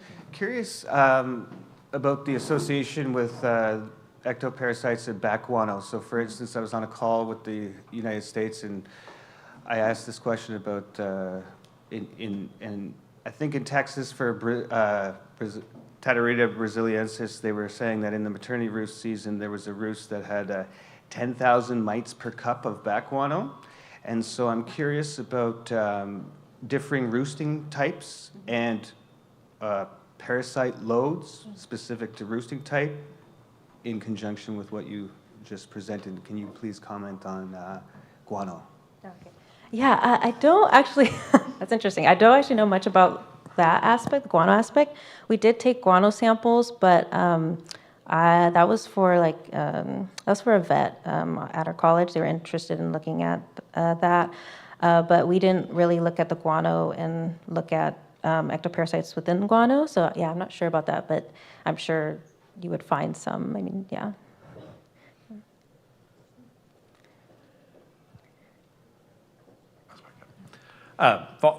Very interesting stuff, and maybe following from that, I'm thinking about mother-pup interaction. So lactating females have more mites and pups have more mites. Right, yeah.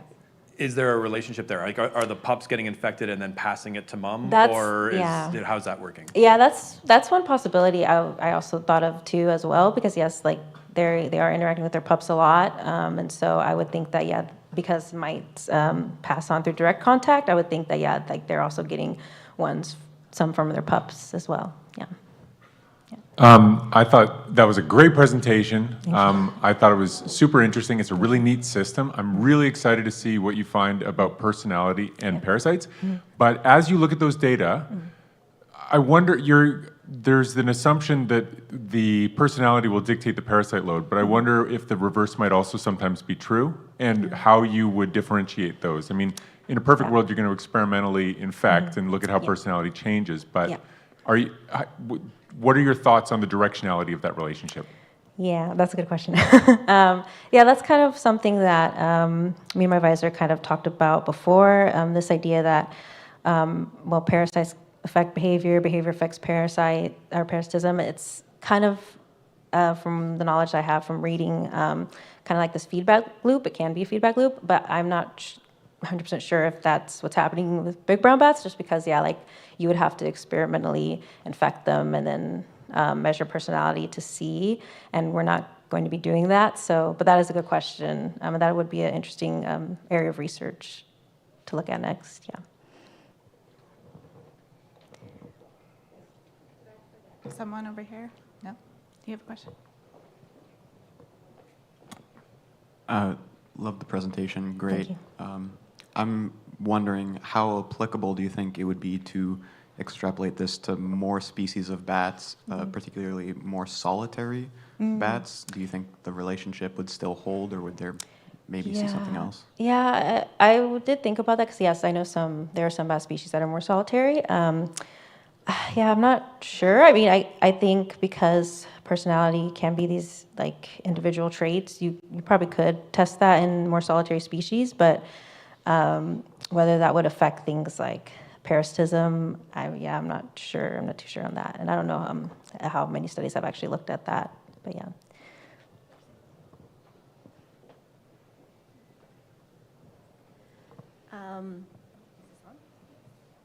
Can you hear me?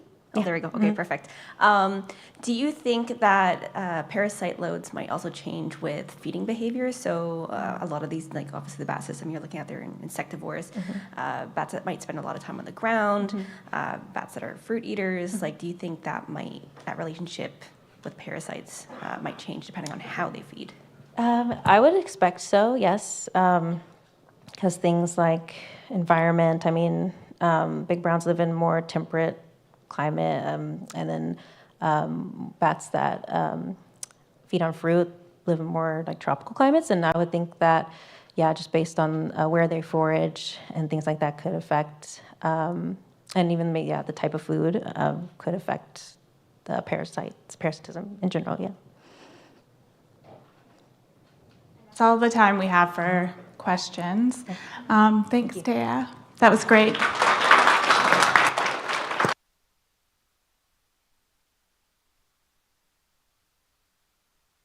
I'd like to welcome Aidan Wooters.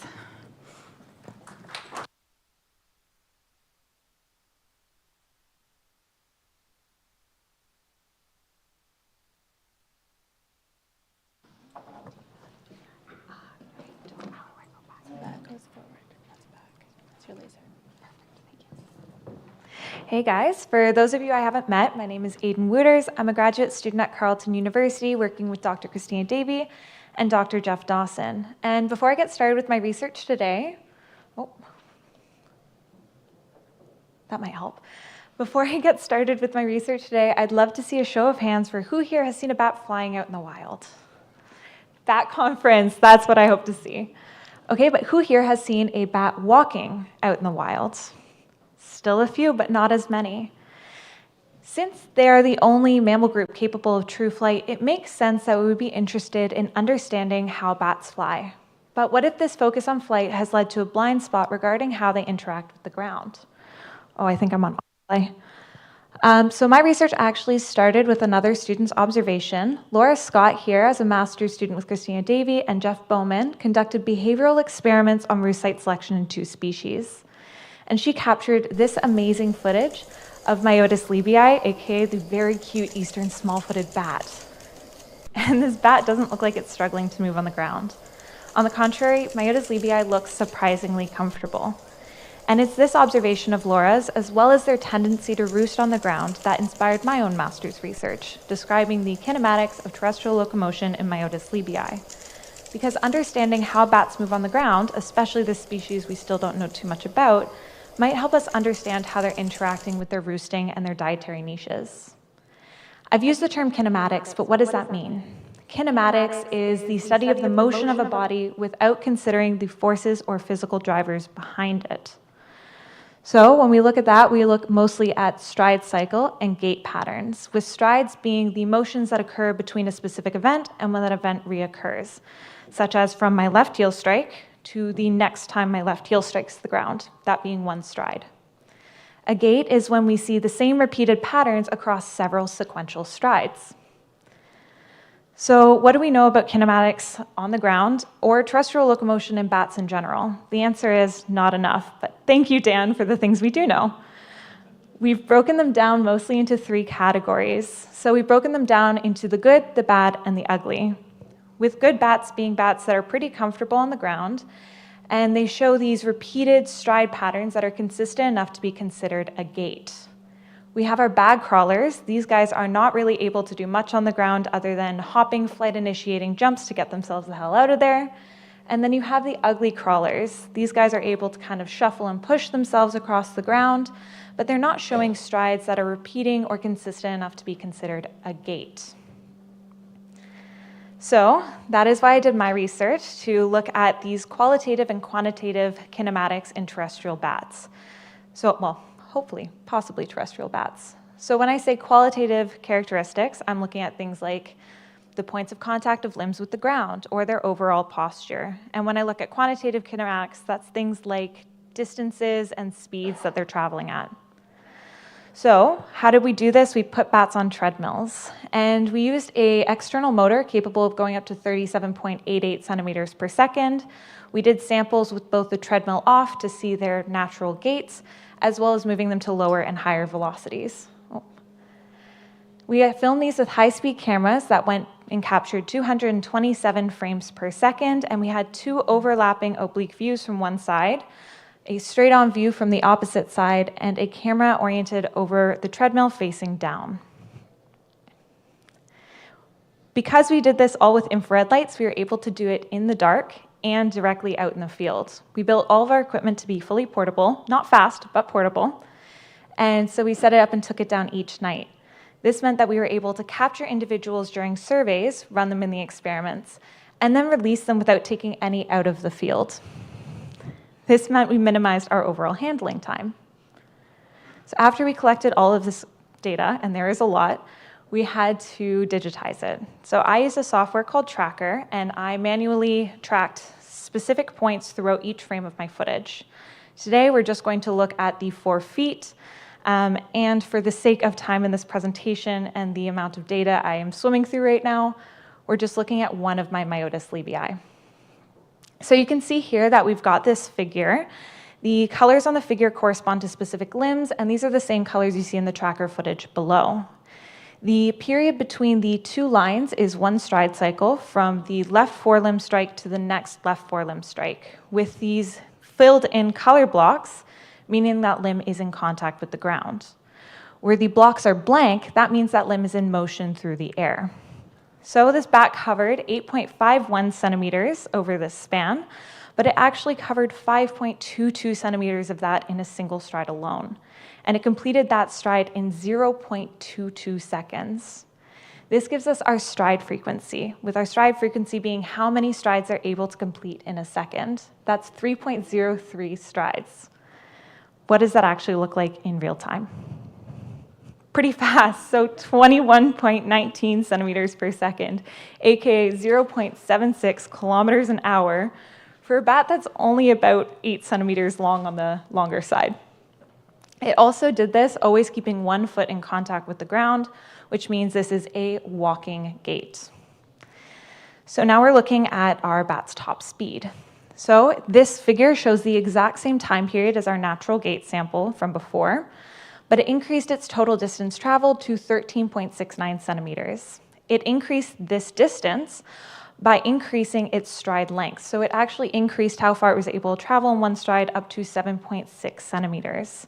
It decreased the overall time required to complete a stride, which allowed it to almost double its stride frequency from 3.03 strides per second at its natural gait to 5.63 strides per second at its max speed. But how did this actually affect their max speed? It almost doubled it. So this bat is going 37.88 centimeters per second, which you might remember is the maximum speed of our treadmill here. So this might not actually be the fastest our Myotis libii is capable of going, and this is not the only bat in our sample size that maxed out our treadmill.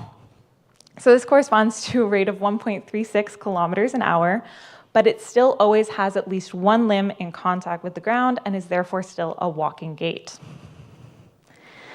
So how do they compare to other good crawlers? Well, we've got our famous common vampire bat, and they both have similar foot strike patterns that we're seeing with these diagonal pairs of limbs, so like the right forelimb and the left hind limb, supporting the body while the opposing diagonal pair moves forward in space. But their body alignment is slightly different. Vampire bat has a little bit of a curve to it as it moves, but overall its nose, pectoral girdle, pelvic girdle, and tail is pretty straight, and it's rotating its hind limbs underneath of its body to go forward. In contrast, Myotis libii has a pretty noticeable hip swivel to it, which is really helpful considering it's not rotating its feet under its body. It is swinging its hips side to side to bring those limbs up around these sides, kind of like a lizard. And they're also a little different in this sense. The vampire bats are sitting really high off the ground with their torso when they move, which, helps with the underneath rotation of the limbs. Myotis libii can't get its feet underneath that. So they're actually really low to the ground here. And you'll notice that not only is it low to the ground, but it gets lower the faster it goes. So on the top is our natural gait, and on the bottom is our max speed. Should it surprise us that Myotis libii are good on the ground? Maybe not. These guys not only have non-volant prey often found in their fecal samples, but they also have a really noted tendency to roost in rocky ground environments like talus slopes. So maybe it makes sense, maybe it's even advantageous for them to be good and comfortable on the ground. But this makes them a really good example of why we should examine why and how more bats move on the ground, because they might not be the only species with some surprises in store. Which is why this isn't the only species I included in my research. I actually sampled 3 other bat species, so stay tuned for next year for roosters versus non-ground roosters. Thank you very much, and special thank you to the bat team. Not only will I not have bats to run without you, but you cannot run this treadmill by yourself.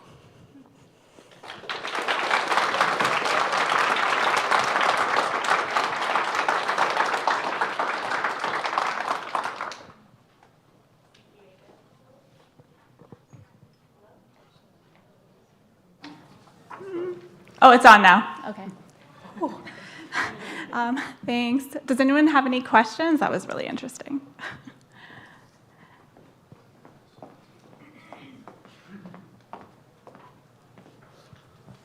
Do you know what the top speed is for the vampire bats and how the differences in the way they move can affect their speed?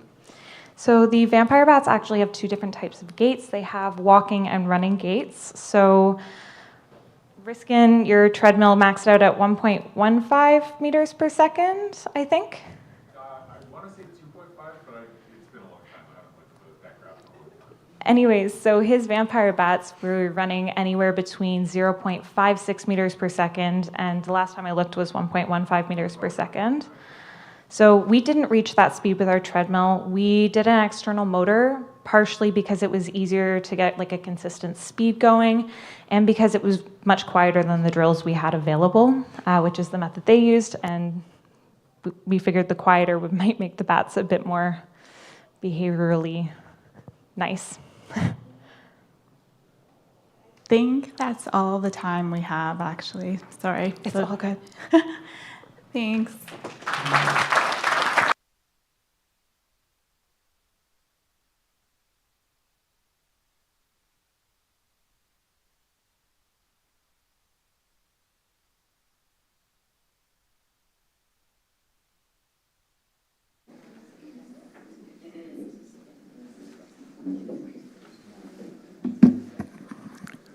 I'll use this one. I'll use this one, actually. Okay, so I haven't actually done a presentation here. I apologize. No break this time. The OC, the organizing committee, has let me off the leash for 15 minutes to talk to you about why we're all here and who we are. So, I stole the cards. They can't time me out. Who are we? We're the Ontario Bat Network. So, what does this mean to people? I'm curious. Does anyone have an answer for me as to who is the Ontario Bat Network? Can anyone shout it out? I'll repeat it on the mic if we can get a good answer. Who is the Ontario Bat Network? We is.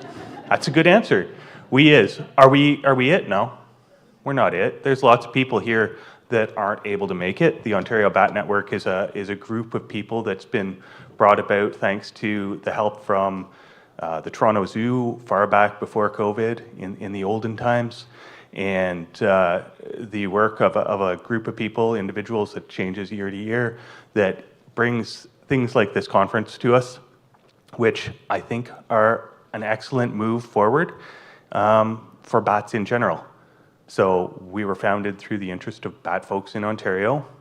The OBN is everyone here and everyone else that has interest or does work with or, all of that associated with bats in Ontario. We have government folks here. Yes, can we see some hands? Government? Yeah. Academic research? Yeah. Industry? I might put myself there. Rehabilitation? Hopefully we've got some this year. Maybe they're joining us online this year. Last year we had a bunch of people from rehab, which was awesome. And personal interest, any of those? Awesome. This is great. So where does this have us? We've got, let's say this is government. Oops, I lost the government. Personal interest, academic research, industry is over here. We're all in our own spaces, right? We all occupy our own spaces. Does anything happen successfully? Yeah, there's lots of cool stuff happening. Things happen as we occupy our own spaces. And I'm sorry to the government folks, I didn't mean to lose you. We're seeing great work. We've seen this today. All of the amazing work that's being done by the researchers out here, all of the amazing work that's being done by the industry here, the government. Thank you, Mike and Charles, for talking to us. Thanks to the other individuals that could come. What can we benefit from? This is something we came back to way back when we joined at Toronto Zoo. What can all that benefit from? Being brought together. I had intended not to lose the cards. I was going to bring them together and be all, cool. But I'm not going to do that now because I don't want to walk off the stage because that's going to give our AV folks some hard time. So I'm rambling on about who we are. We're the Ontario Bat Network. The organizing committee, we were formed in order to ensure that we're able to come together every year.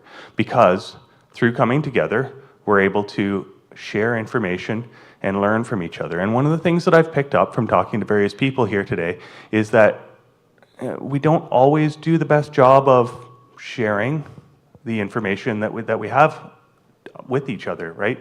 We've got people in research that are doing all of these awesome projects, and they don't necessarily know how that affects the government and the policies and how that affects industry. And we've got industry out here in a lot of cases. Industry is trying to do things quickly, effectively, and make best decisions sometimes without all the information. So we're seeing really cool stuff here today about what research is being done and how we can work together. And now the impetus on us needs to be to come together and to talk to each other. And this is what I'm seeing here, and I love it. And I thank you all for coming. So I want to introduce the organizing committee. And I'm changing my slides as I come through. I do a presentation like this every year now. I put this slide together and I just started laughing to myself. Now, anyone in the industry probably knows what I was doing out in the forest in the middle of winter, and I was looking for snags. So we're doing a snag density count. The point of this slide in my head, as I put it together and I laughed, is it's a horrible slide. You cannot see the organizing committee on this slide. And I left it in because I laughed to myself. I'm like, this is exactly what happens when we go out to the forest to do a snag density survey if we don't know what the heck we're doing. And not knowing what we're doing, like, okay, I'm gonna back it up. I know what I'm doing, okay? I know what I'm doing in terms of how to try and get the information to allow the people in policy to make the appropriate decisions on whether or not bats are going to be impacted in a forest when I'm out doing this type of work. I think I do anyway. I'm learning. We all are. With clarity, with working together, with talking to each other, we can really clean things up and see what we're talking about, okay? So this is a horrible way, I guess, really for me to introduce the organizing committee, but I just wanted to get the point across that this really, things like this, things like us coming and talking together, things like us going out and having bat beers, which we've been able to do recently in various locations, things like us having the opportunity to go out to the pub last night and chat with each other, things like us being able to talk to our presenters at the back, all play together to allow us to make better decisions and provide better information and learn about how some of these trees may or may not be acting as roost habitat, and what does that even mean for the bats, and how does that translate now into the Walmart that's going to go up in that photo that I just showed you. There's no Walmart, I'm joking. Really, no, there won't be, never out there. So really, this is a long-winded way of me getting to the point of why we wanted to do this. I kind of roundabout. We just want to make sure that this happens. And the organizing committee, I call us a group of like-minded, crazy individuals that spend our time to help make this thing happen. And we bring this about every year. And I'm Brad. I'd like, if we could, to get the OC members that are with us to just stand up briefly so that you can see who they are. I'm sure everyone knows Derek. If you don't, you should chat with them at some point. Christy Humphrey, we have already seen her, she talked. Jessica, unfortunately, wasn't able to make it back today, but she was here with us yesterday. You've probably seen emails from her because she's the one that's posting all the time on Facebook for us. Shane, thank you. Heather. Laura, unfortunately, was unable to make it. She sent her regrets. Michelle. Pauline. And then Nicole was another general member who was unfortunately unable to join us today. And what have we done? Well, I mean, we're here. This is awesome. We've got the registration, the Ontario Bat Network 2024. We've done 2023. We've had 2 online versions prior to that when we were in COVID. I took those away from you. And we've really been able to, over the past year, and I really apologize for some of the quality of the videos, but we've been able to put out all of the videos from the past few conferences onto YouTube in, I think we're weekly or bi-weekly, we're posting a new presentation. And we're going to take all the presentations from this year and continue to post them as we're able, just so that all of the information can be shared. So now you folks can go and follow on YouTube, and if we have other information or other presentations, we can post them. We'd love to have and hear from you folks if you have other information in between the meetings that you'd like to have us post. So feel free to reach out to us. We're here. I've got the information on how to join the Google group if you're not there. And Facebook, I know people hate Facebook. Some people really don't like it, but it's a great opportunity for us to chat and share information there too. The amount of posts that have been coming up on our Ontario Bat Network Facebook group have been great lately. We just need more people to respond to them now, because we've got this information system out here. We've got the Ontario Bat Network is set up and functioning, and we're picking up steam and we're growing. And we need to encourage all of our members, be they students or professors or industry folks or government. Maybe government can't post on Facebook as responses, but you know what I mean.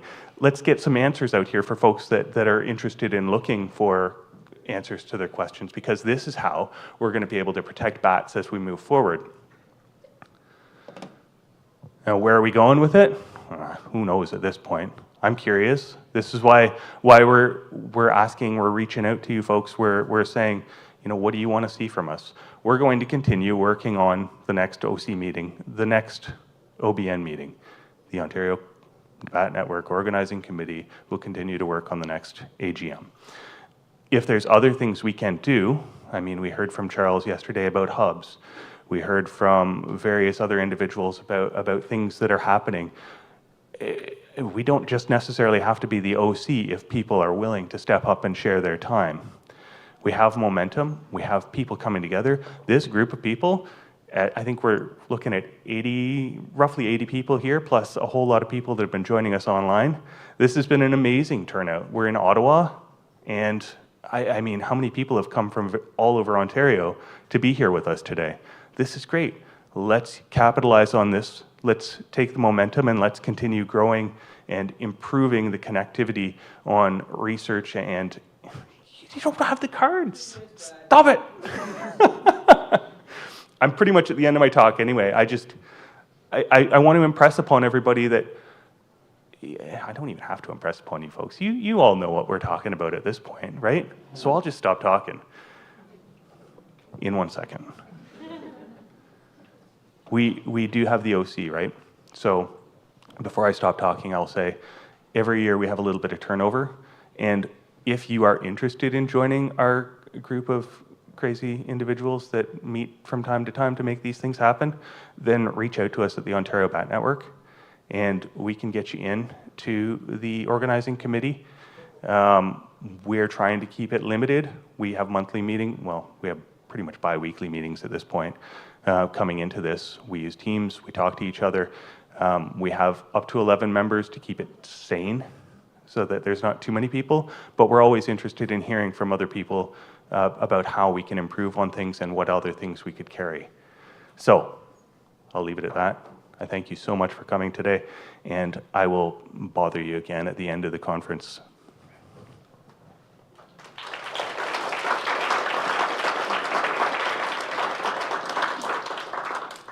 What do you got, Derek? There we go. I just wanted to add, folks, we try to host this meeting in a different location every year. So if anybody has suggestions and a facility to host this kind of a meeting in future years, we would really love to hear from you. We have a few options for next year, but we're always interested in hearing more. Where do you want to have it? Do you have a place for us that can host up to 100 people and all this kind of stuff? So make sure you send an email to the group if you have ideas and want to help host a meeting in the future. I brought the government back. Yeah, thanks again, everybody. Let's keep up this great work. Let's keep up the research, and we'll look forward to seeing everybody next year.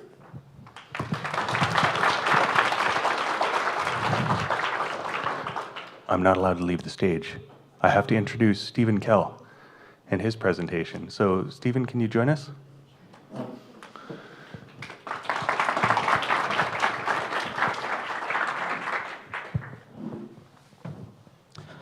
Thank you. Everyone hear me? Perfect. I just wanted to say too, on that last slide, there's no option for Indigenous communities or organizations. Is there anyone else here from an Indigenous community or Indigenous organization? Awesome. And hopefully there's some online. And maybe next year too, we can try to increase the level of Indigenous engagement at this event, because I think it would be super important to have that. So Today I'm going to talk to you about a project. There's lots of great Indigenous-led bat research going on in the province. This is just one project that's going on, so I'm going to talk to you about it today. Green button. And I'm going to practice my introduction in Anishinaabe so that we can all hear a little bit of that language. So just bear with me. Stephen Kell and the Disnakaz, Mashibiji Nadodam, Medogami Nadonjaba, Jaganash, Celtic Norse Nada, Shawanaga First Nation Nadonja Aki. And what this is saying is I have sort of Northern European heritage, and I'm not an Indigenous member, but I do work for Shawanaga First Nation and have the privilege of working there. And Shawanaga First Nation is part of the larger Anishinaabeg Nation, part of the Robinson-Huron Treaty. And Shawanaga has been doing work with many different species for a long time. We're located on the shores of eastern Georgian Bay, a really beautiful place. And the sort of area that we're interested in, that Georgian Bay, you sort of have this Canadian Shield, sort of boreal forest on the top half, and sort of deciduous St. Lawrence lowland, and sort of limestone escarpment on the bottom half. So a really different balance between one side versus the other. And we've been doing different bat work at Shawanaga for a couple of years now. And we want to expand that, see like bats, they're not confined to barriers or like map boundaries, reserve boundaries. So we want to see what are bats doing. They can travel far distances. Why not try to look at a larger scale of what they're doing? And also realizing too, Christy went over this map, there's a lot of data gaps within the bats here in Ontario. And so we want to try to fill some of these gaps. Here we have from some of our past projects, some additional gaps that we've filled in over the last couple years. And then also, on that sort of knowledge gap, just trying to realize, even, this is just an example, but noticing that sometimes even within maps and other projects like that, there's areas that get left out. So Manitoulin Island, a very large island in Ontario, getting left off this map. There's a book that we saw this summer that all the species range maps were left off of Manitoulin Island. So just trying to make sure that this is all included. Let's get these, we all know that. And so here we have Georgian Bay. We have all the First Nation communities around Georgian Bay. And we want to look at what are bats doing on this larger scale, what are they doing within Indigenous communities. And we came up with a project, both Shawanaga in partnership with Myota Star, to help us with the fieldwork portion to do this much larger project. And as we know, First Nation land is some of the healthiest, most diverse land out there on the planet, and so it is a great place to help study bats in Ontario and learn more about them. And before we started this project, I just wanted to touch on sort of the consultation piece. That duty to consult, but at Shawanaga, we like to refer to it as more of a relationship building, so try to build that relationship rather than just doing your duty to consult, building that relationship with that community, with those individuals in that community.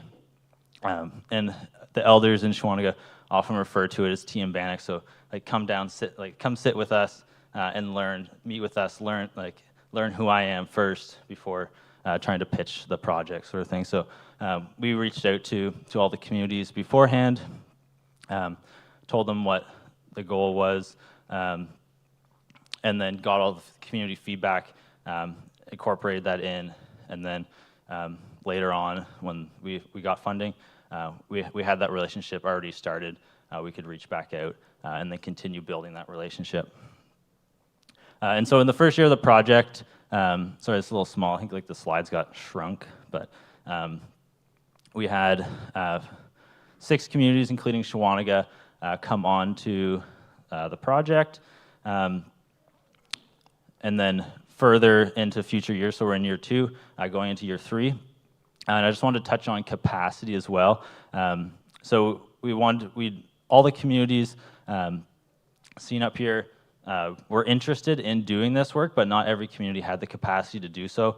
Some communities don't have lands departments, or it might just be one member. And so realizing that even if a community is interested, you might have to wait 2 or 3 years for them to build that capacity or help provide that capacity for them to be involved in the project. And so as the project has progressed, we see these communities coming on board and just sort of being patient to allow that participation.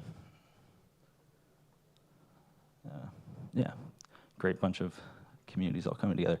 And so the sort of project scope, we really wanted to focus on community engagement, getting members out to public bat nights, building that capacity, so making sure that we're providing training, providing baseline data for those lands departments within each community to be able to manage their own bats, and then also collecting a bunch of different data. So we have some acoustic monitors out, doing a lot of netting, tracking, and then also trying to collect TEK.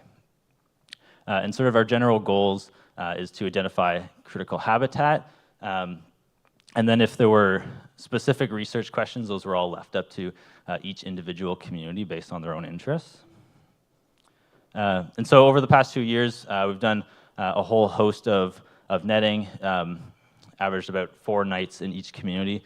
We're sort of spread out over a large area, trying to get to all these communities and try to do it evenly. So roughly about 4 to 5 nights per community. We're trying to always include one of those public nights, so just a great way. We all know that once you see a bat up in your hand, up close, it just really makes you appreciate these little species and the way they move, the way they fly. Just a greater appreciation for them. And like releases, people getting slow-mo videos, always a huge crowd pleaser. I'll skip over that.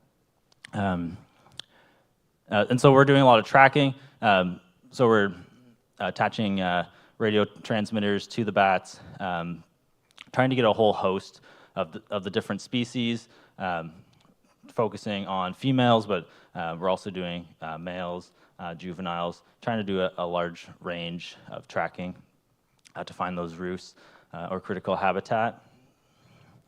So here's just some of the species. So we've caught almost 500 bats in the last 2 summers.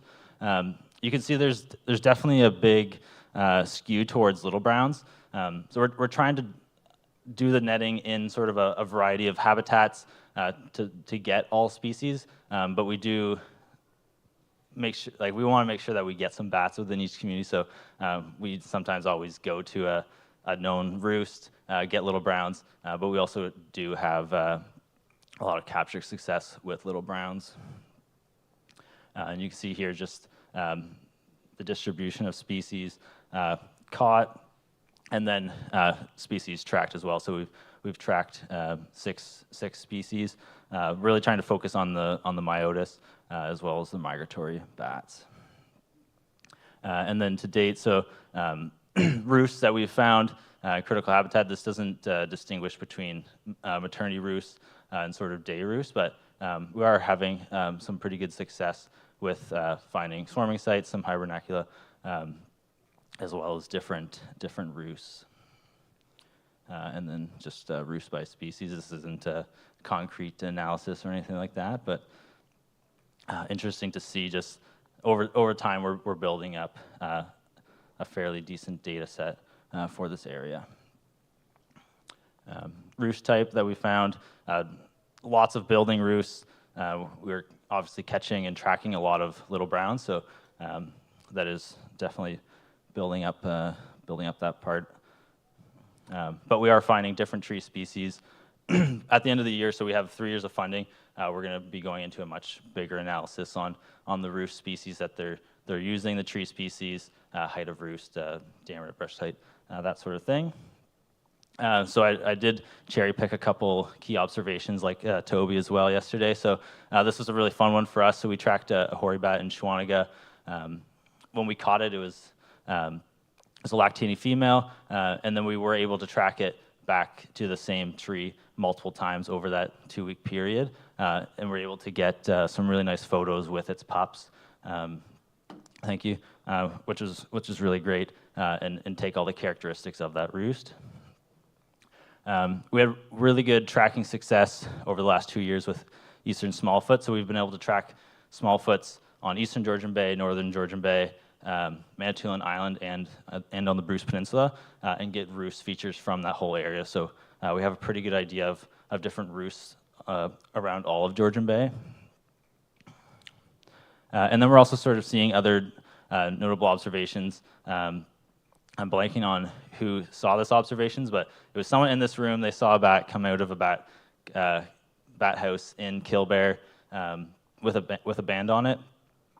So we went there. We tried to catch the bat. We didn't get it, but we're assuming that it came from either Shawanaga or Soxing, where we have banded a whole bunch of different bats, and it's about probably 3 kilometers from some of the banding sites in Wissahickon, but it's over 10 kilometers from Shawanaga. So we're assuming that's where that bat came from. And then we're also using the MODIS network. So there's sort of an empty pocket up here at the top of the study. And then we're also assuming that bats are using sort of these migratory corridors. And also noting a very large wind farm along this corridor. So trying to see what these bats are doing through the MODIS network. So we've been able to place some MODIS in that area, try to fill those gaps over the last couple of years. And then we are starting to see, again, I cherry-picked a couple of these, but we're starting to see some trends where bats are moving in the swarming season. So we're going to look into this in future years. And then also starting to see a silver-haired bat, where they're going, those migratory bats, where they're going down into the States. Each year we have a knowledge sharing event. So last year we had one. This year we have one coming up in April, and it's with every community that's involved. We go over the results of the project, share those projects, get feedback from the communities, and then incorporate it into the next year of the project. So we're really excited to have our second year. We actually got some funding to have it in person this year. And then we have some future plans too to try to just increase the engagement with Indigenous communities in Ontario, similar to sort of like the Indigenous Bat Network that was a couple years ago, trying to increase that engagement and have as much participation as possible. Again, a really important piece of this project is including that TEK. We have Michelle. She has a really great poster at the back. She's doing a really good job of trying to include this TEK into this project and in bat research. And then, yeah, sort of concluding, the importance of this project is really to try to increase that capacity within each community. Doing bat work, it could be really hard to get into, especially to try to start to go from netting if a community wanted to do that. So trying to be able to provide that opportunity to be able to net, even just do acoustics, is really important for each of these communities to be able to get that data, get that experience, and then be able to contribute back, so each community can manage those bats on their own land, as well as contribute to the larger data sets out there, and then also contribute and include that Indigenous knowledge. With that, I'll say Chi-miigwech.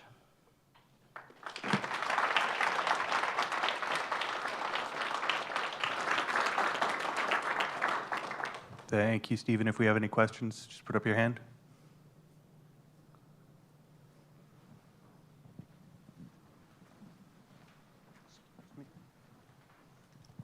Thanks, Stephen. That was a really, really great presentation. Speaking about knowledge gaps and the potential for this research to kind of help fill those, I'm thinking about the COSUBIC assessment of the migratory species and the potential future identification of critical habitat and that kind of work. And I'm wondering if you think that, based on your results so far or what you plan to do in the future, that, with your observation of the hoary bat, for example, in the pups, that this could help identify migratory corridors. Like, you said you were banding. Like, do you think there's potential that you could see if there are returning individuals, along certain pathways, like within this network, or how might this work contribute to that process? Right. Yeah, great question. We have hopes that the data that we do collect can go towards that as best as possible. The first year of the project, we definitely had a lot more little browns. This past summer, we had good success with catching those migratory species. So I think next year, we hope that we can have great, success as well. And then hopefully, it will be able to provide some crucial data for that, as well as just try to have a place for comments if, like for a recovery strategy for those migratory bats, for the Indigenous communities to feel comfortable to provide those comments forward. So that's partly what we're going to try to do at our knowledge sharing event is sort of, have a good space where we can collect all those comments and provide it for the recovery strategy.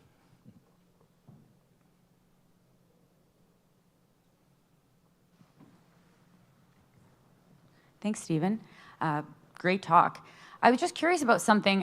You said that there wasn't very many Motus towers in that one gap area, and then you had put some up there, which is super cool. And I was wondering if you had any preliminary results. Like I saw the one image with the arrow, but you were hypothesizing that the bats might be using these 2 migratory corridors. And I wondered, after you got Motus data back, did you see that they were using those corridors or not? Or definitely, this is all anecdotal. We haven't actually looked into any of it, just looking at bats. They're definitely coming down the eastern Georgian Bay side, but we've had a lot of bats that actually cross over the whole bay. We're not sure if they're just not getting detected on the Bruce, but yeah, they'll get detected on Manitoulin Island, and then they'll get detected on the eastern shore. So it's potential that they're actually flying across the entire lake. Yeah. was that white arrow that we saw? It was a direct arrow, and I wasn't sure if that was just like from point A to point B that the bat flew, and you only had those 2 data points, or if that was its actual path. This is the path that Motus says it took. There's multiple detections on the eastern shore, so it's not just like an error, but it's from the original location to multiple detections on the other shore. So, and for multiple species, so we have silver hair and little brown that it happened with. So, I think that's all we have time for questions. So thank you very much, Stephen.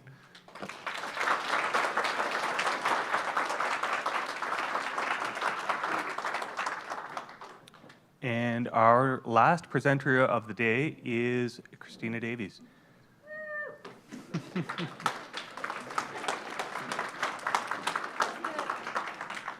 Everything's up here, yep. Welcome.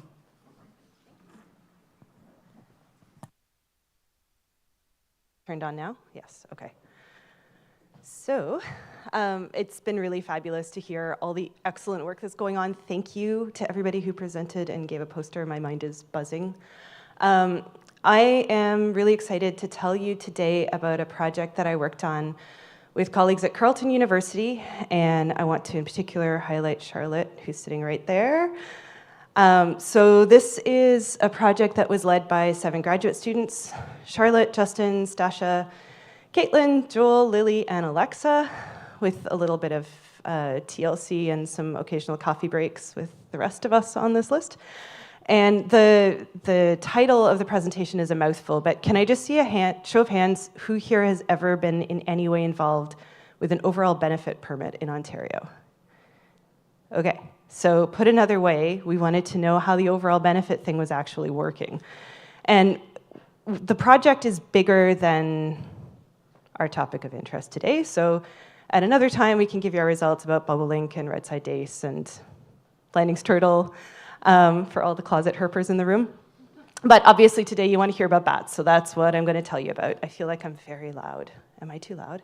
No? Okay, cool. So quick review for those who aren't mired in this every day. Ontario's overall benefit framework is an offsetting approach that's designed to achieve more than no net loss. So I'm not here to say good or bad things about overall benefit. We wanted to evaluate how it's been implemented.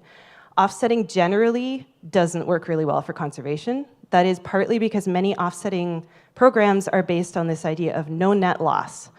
We paved over a wetland here to build a Walmart. Don't worry, we built a new wetland over here. Doesn't work very well, right? It takes ages for that wetland to function the way this one did, if it ever will.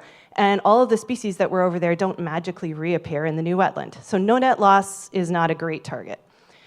In theory, the overall benefit approach is intended to do more than that. And so I feel like I need to also point out that I didn't make this figure, if you're criticizing my graphic design skills.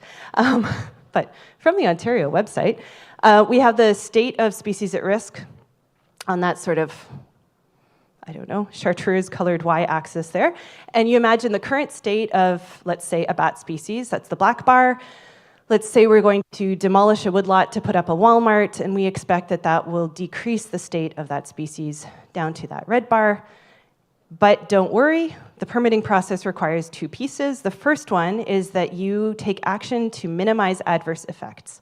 So that is basically a no net loss mitigation approach. What are you going to do to reduce the harm that you cause to the species during the activity you're trying to get permitted for? The second piece here is the bit in green. So those actions to minimize adverse effects should bring the species state back up to something just under the current state. And then you're required to take actions that will also create overall benefit for the species. And that is defined as measurable improvement in the state of the species. There are more of that species of bat out there. The distribution of that species of bat has increased or remained stable. There are a couple sort of key principles, I guess, that are considered when writing an overall benefit permit.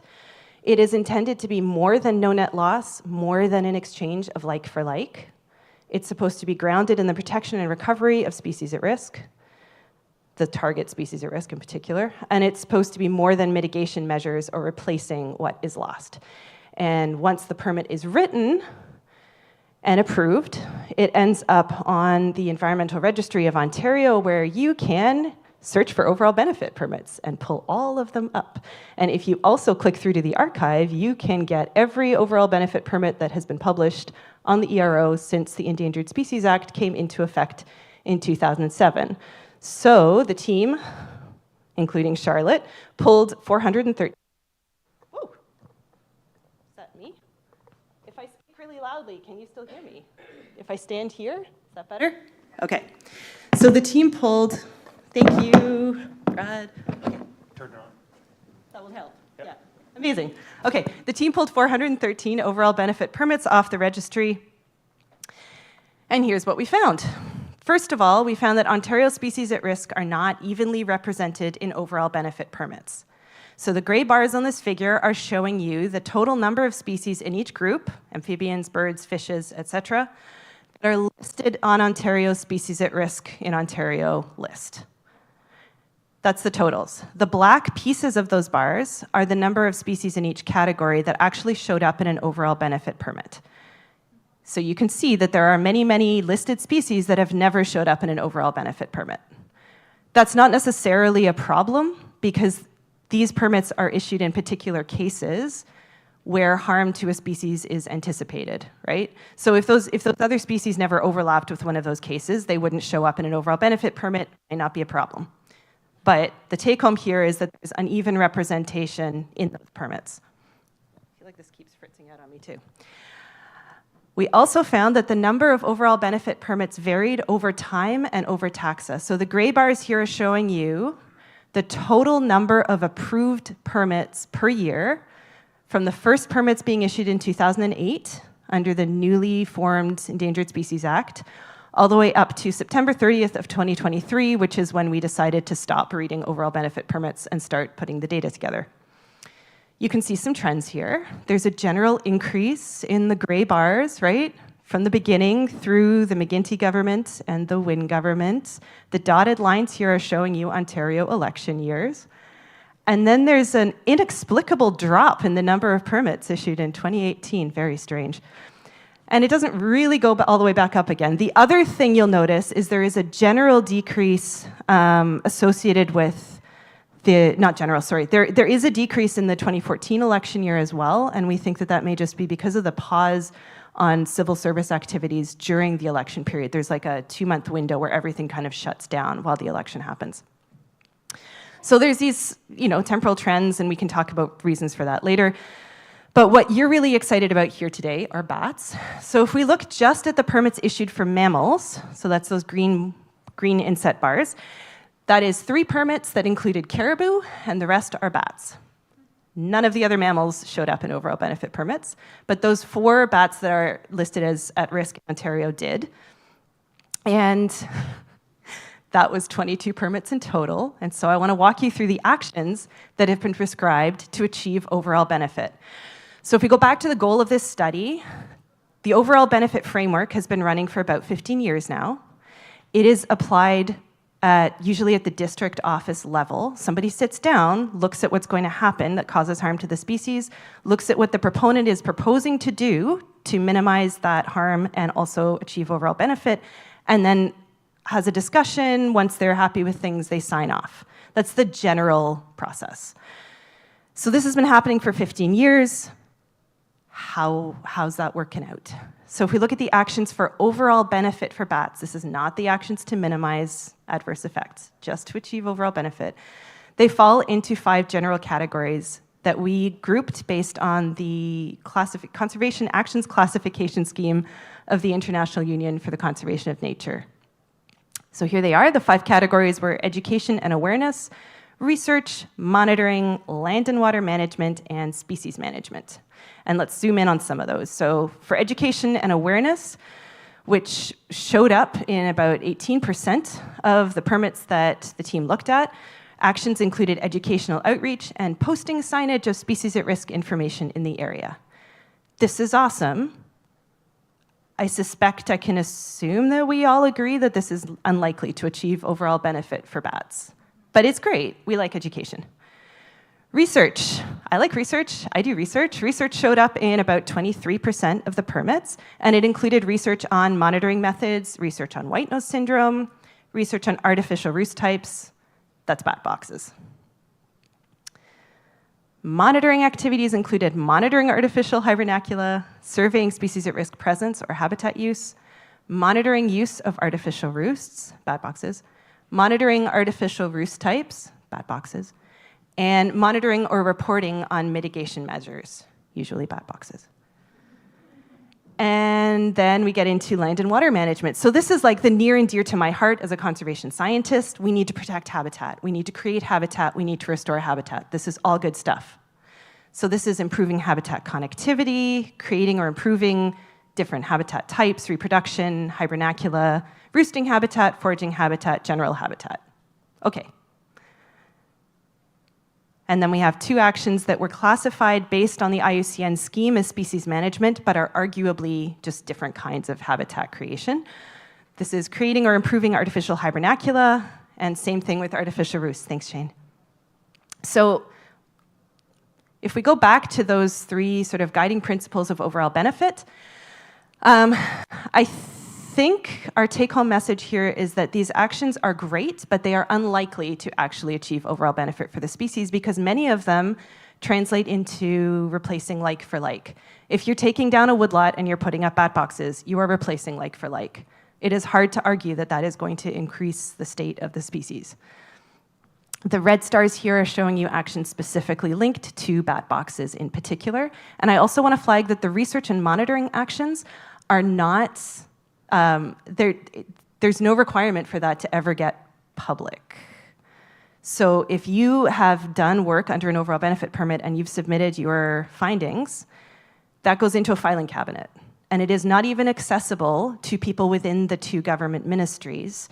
Theoretically, hypothetically, somebody could FIPA it, and maybe you'd get it, and maybe it wouldn't be too redacted. But those results, although they could contribute to overall benefit for the species, don't have to be made public.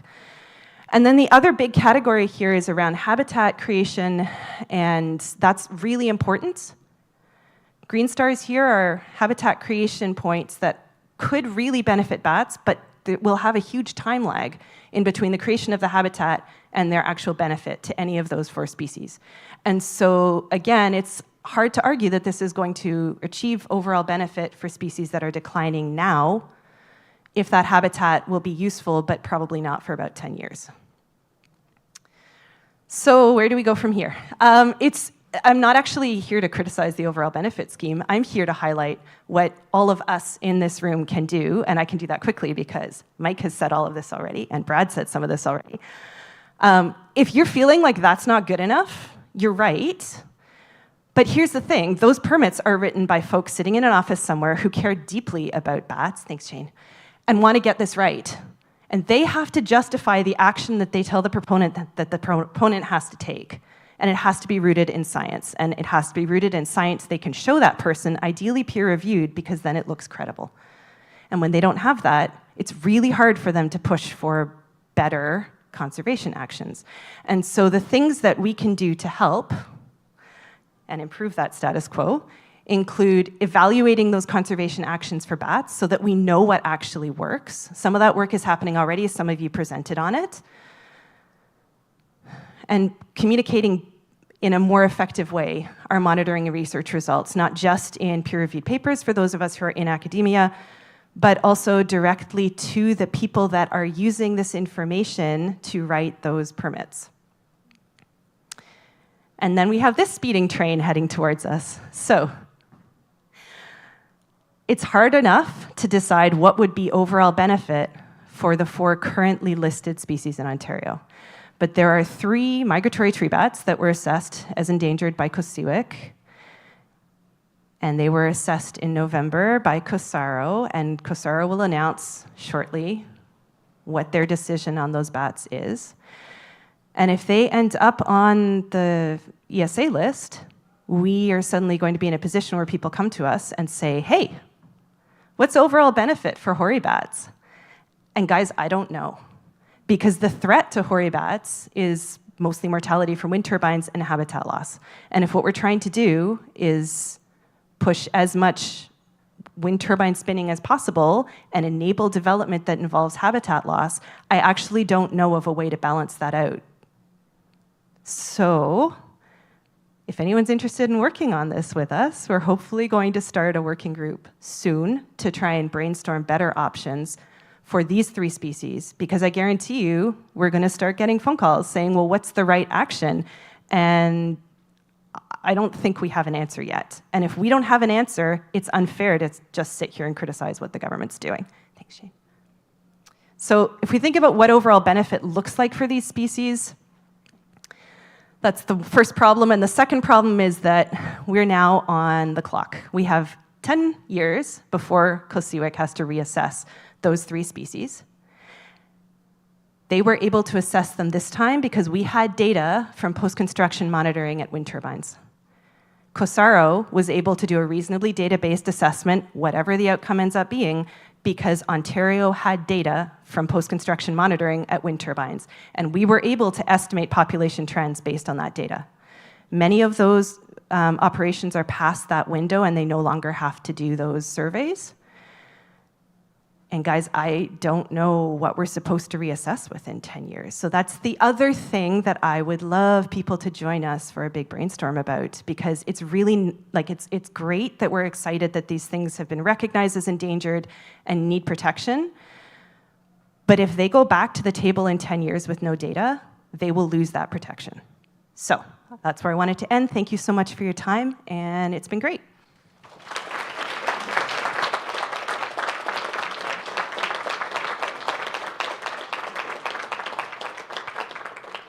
Thank you so much. I couldn't have asked for a better presentation to highlight my point. Are there any questions for Christina? None. Got one? Got a couple? Perfect. Hi, Christina. Thank you so much. What does the group look like, and who are you looking for to join, and how many people? Basically, when are they getting together all of that information? That's a really good question. And I think what we're going to do is send an email to gauge interest out to the OBN list sometime in the next few months. I am swamped right now, and if I try and do it now, I'll screw it up. And set up a workshop probably for after most people's field seasons end in the fall to try and get together and just brainstorm how we can make this more coordinated. And I think this also dovetails really well with some of the work that Mike is leading. So part of this conversation is making sure that we're not doubling up on something Mike is already doing. But I think the idea is for anybody who wants to join in, to join in. Like we need everybody on board who wants to contribute.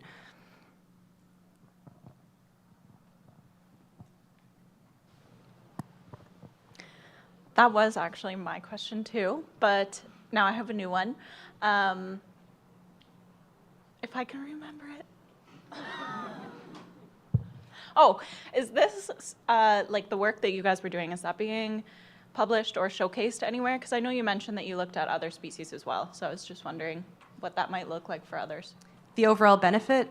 Yeah. Summary? Yeah. So the full story with Blanding's turtle and red-side dace and all the bats and everything, butternut is big. Butternut is like all the plant permits almost are butternut. I think it's like 102 butternut permits, and then 32 is all the other plants. Yeah. Yeah. So we are getting ready to submit that somewhere for publication, and then it will be publicly available. Yeah. Yeah. Are there any groups that looks good for? It doesn't look like it's working so well for the bats. Are there any other tactics? Are there any groups that the overall benefit approach looks like it's working well for? No. So that's not fair. I think the thing with butternut is that we have pretty clear ideas about species management action specifically that we can take for butternut. And to be fair, butternut's not flying all over the place and hard to catch, so that helps. I would say, so butternut, bobolink, red-side dace, Blanding's turtle are the 4 that pop up the most. And for those species, most of there isn't a great alignment between the threats caused by the activity and the actions taken to offset them. Because when the threats are around habitat loss or mortality, and the actions taken are like some habitat creation over here, it's unlikely to have that overall benefit impact that they're in theory looking for. I guess I should also say, like, these things go in waves because politics change. And so it's possible that we're just in like a trough at the moment with regards to government priorities, and that things will get better. But I think things are more likely to get better as we come into our next government, whichever government that is. If it's clear to that government that people want these things protected, right? Like the current government underestimated how much the public cares about nature and the environment, the current provincial government. And that's fair. I mean, there are lots of different value systems out there, right? But when it became clear to them that actually people kind of like the green belt, they backed off the green belt, right? Like they did turn around and listen. And so I think we can get to similar outcomes from the species at risk angle as well if we can do better advocacy and make it clear to them that there is political support in their voting base for some of these things.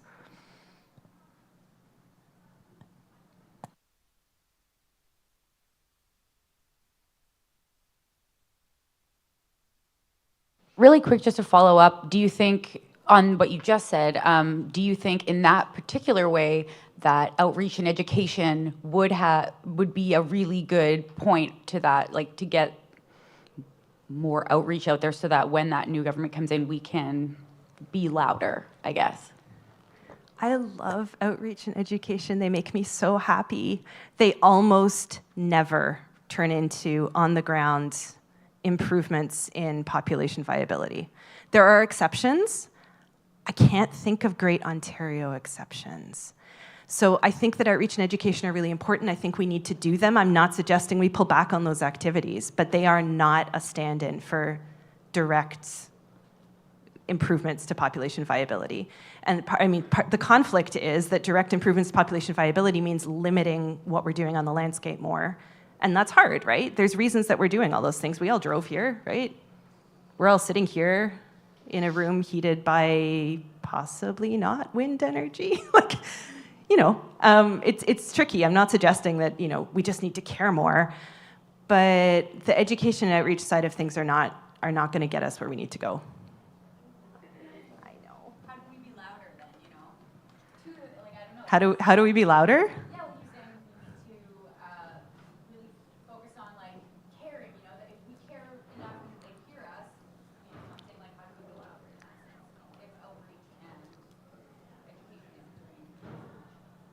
Okay, recognizing that you've all sat for a really long time and you're still stuck sitting here listening to me.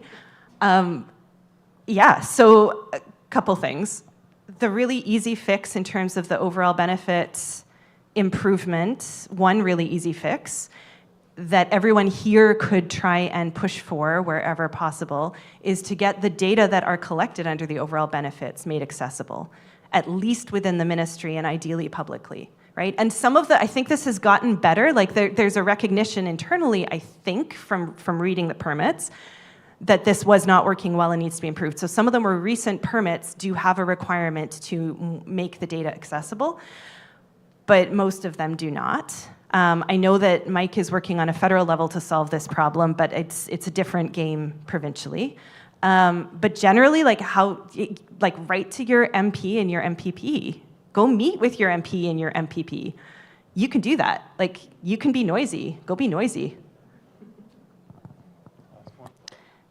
Hi, Christina. No? Okay. Thank you so much for your presentation. Thanks to your team for doing this type of analysis, because it's something that's not done very often and it takes a little bit of bravery to do so. So thank you. Being someone who has actually written the permits in the past, I wish that it was able to be acknowledged of what wanted to be in the permit and what ended up in the permit is one thing just to comment on. That would be a really great analysis that I would love to see. But I have a question for you about the proactiveness of what you can do now for these other 3 species. Because you're already kind of preempting something and you have that foresight, is there a potential that you may highlight areas that need studied more instead of people randomly studying in their own little niches? What needs to be studied going forward so people could plan for that? For these 3 species? Yeah, okay, because for the other ones, it's in the schedule of studies, right? Go to the schedule of studies. I think the part of the problem that Canadian species at risk conservation has is that the kinds of questions that have to get asked to do an assessment at Kosiwik or Kosaro are not super sexy questions. So we get around that in my lab, we get around that by tying the monitoring work that will address the criteria to some fun behavioral question that we can sell to NSERC, right? But and it also costs money. So I think if you want to be proactive about contributing to those assessments in the future, you want to take a look at the specific criteria that have to be addressed and fill those gaps. Those are the questions that will have to get answered at the table, and if we can't answer those clearly, the species will end up data deficient, right? But there needs to be funding to do that work, and there often isn't. And then going back to your previous point, yes. So on the overall benefit permits, I meant what I said. There's some amazing person who cares deeply about bats writing that permit. This is not government is bad, right? I should throw myself under the bus here. Some of those permits, I fully got a phone call internally when I still worked for Ontario saying, Christina, what's overall benefit in this case? And I was like, I don't know, right? So it's me too. I think on the published version, it also tells us what other alternatives were considered. And so there's always a list of other things, and it often includes don't put the bridge there. And then it says they were considered. Nope. So you can see that somebody inside had the conversation and said, that's not a good place for that bridge. Okay. Because that's how the process works, right? It's a proponent-led process in Ontario at the moment. So, and I guess the other thing to highlight there is that the proponent-led process relies on all of the amazing consultants in the room who have to go out and do the environmental assessments ahead of those permits being written. And without all the awesome work you're doing, none of this would work in the first place. And I'm gonna stop talking now, if that's okay.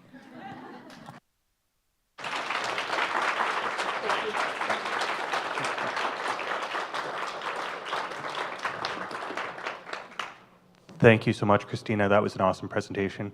Like I said, it couldn't highlight better the point I was trying to make in my presentation about communication and being able to talk to each other and having these talks. I've had a couple of the talks about what happens with permits and all of that with various people here. I've been involved in some of them too. Like Christina's saying, I've been, as the consultant, trying to help these people get their permit to allow them to build a Walmart. Not a Walmart, we're going to pick on them. Anyway, it's excellent. And all of the presentations, all of the presentations that we've seen over the past 2 days have been great. And I really would love to give one last thank you to everybody. If we could do a clap for all of the presenters.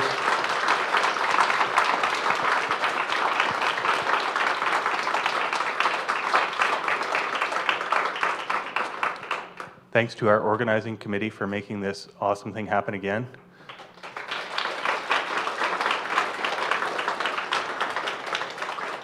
And thanks to all of you who are able to attend from all of your various places, facilities.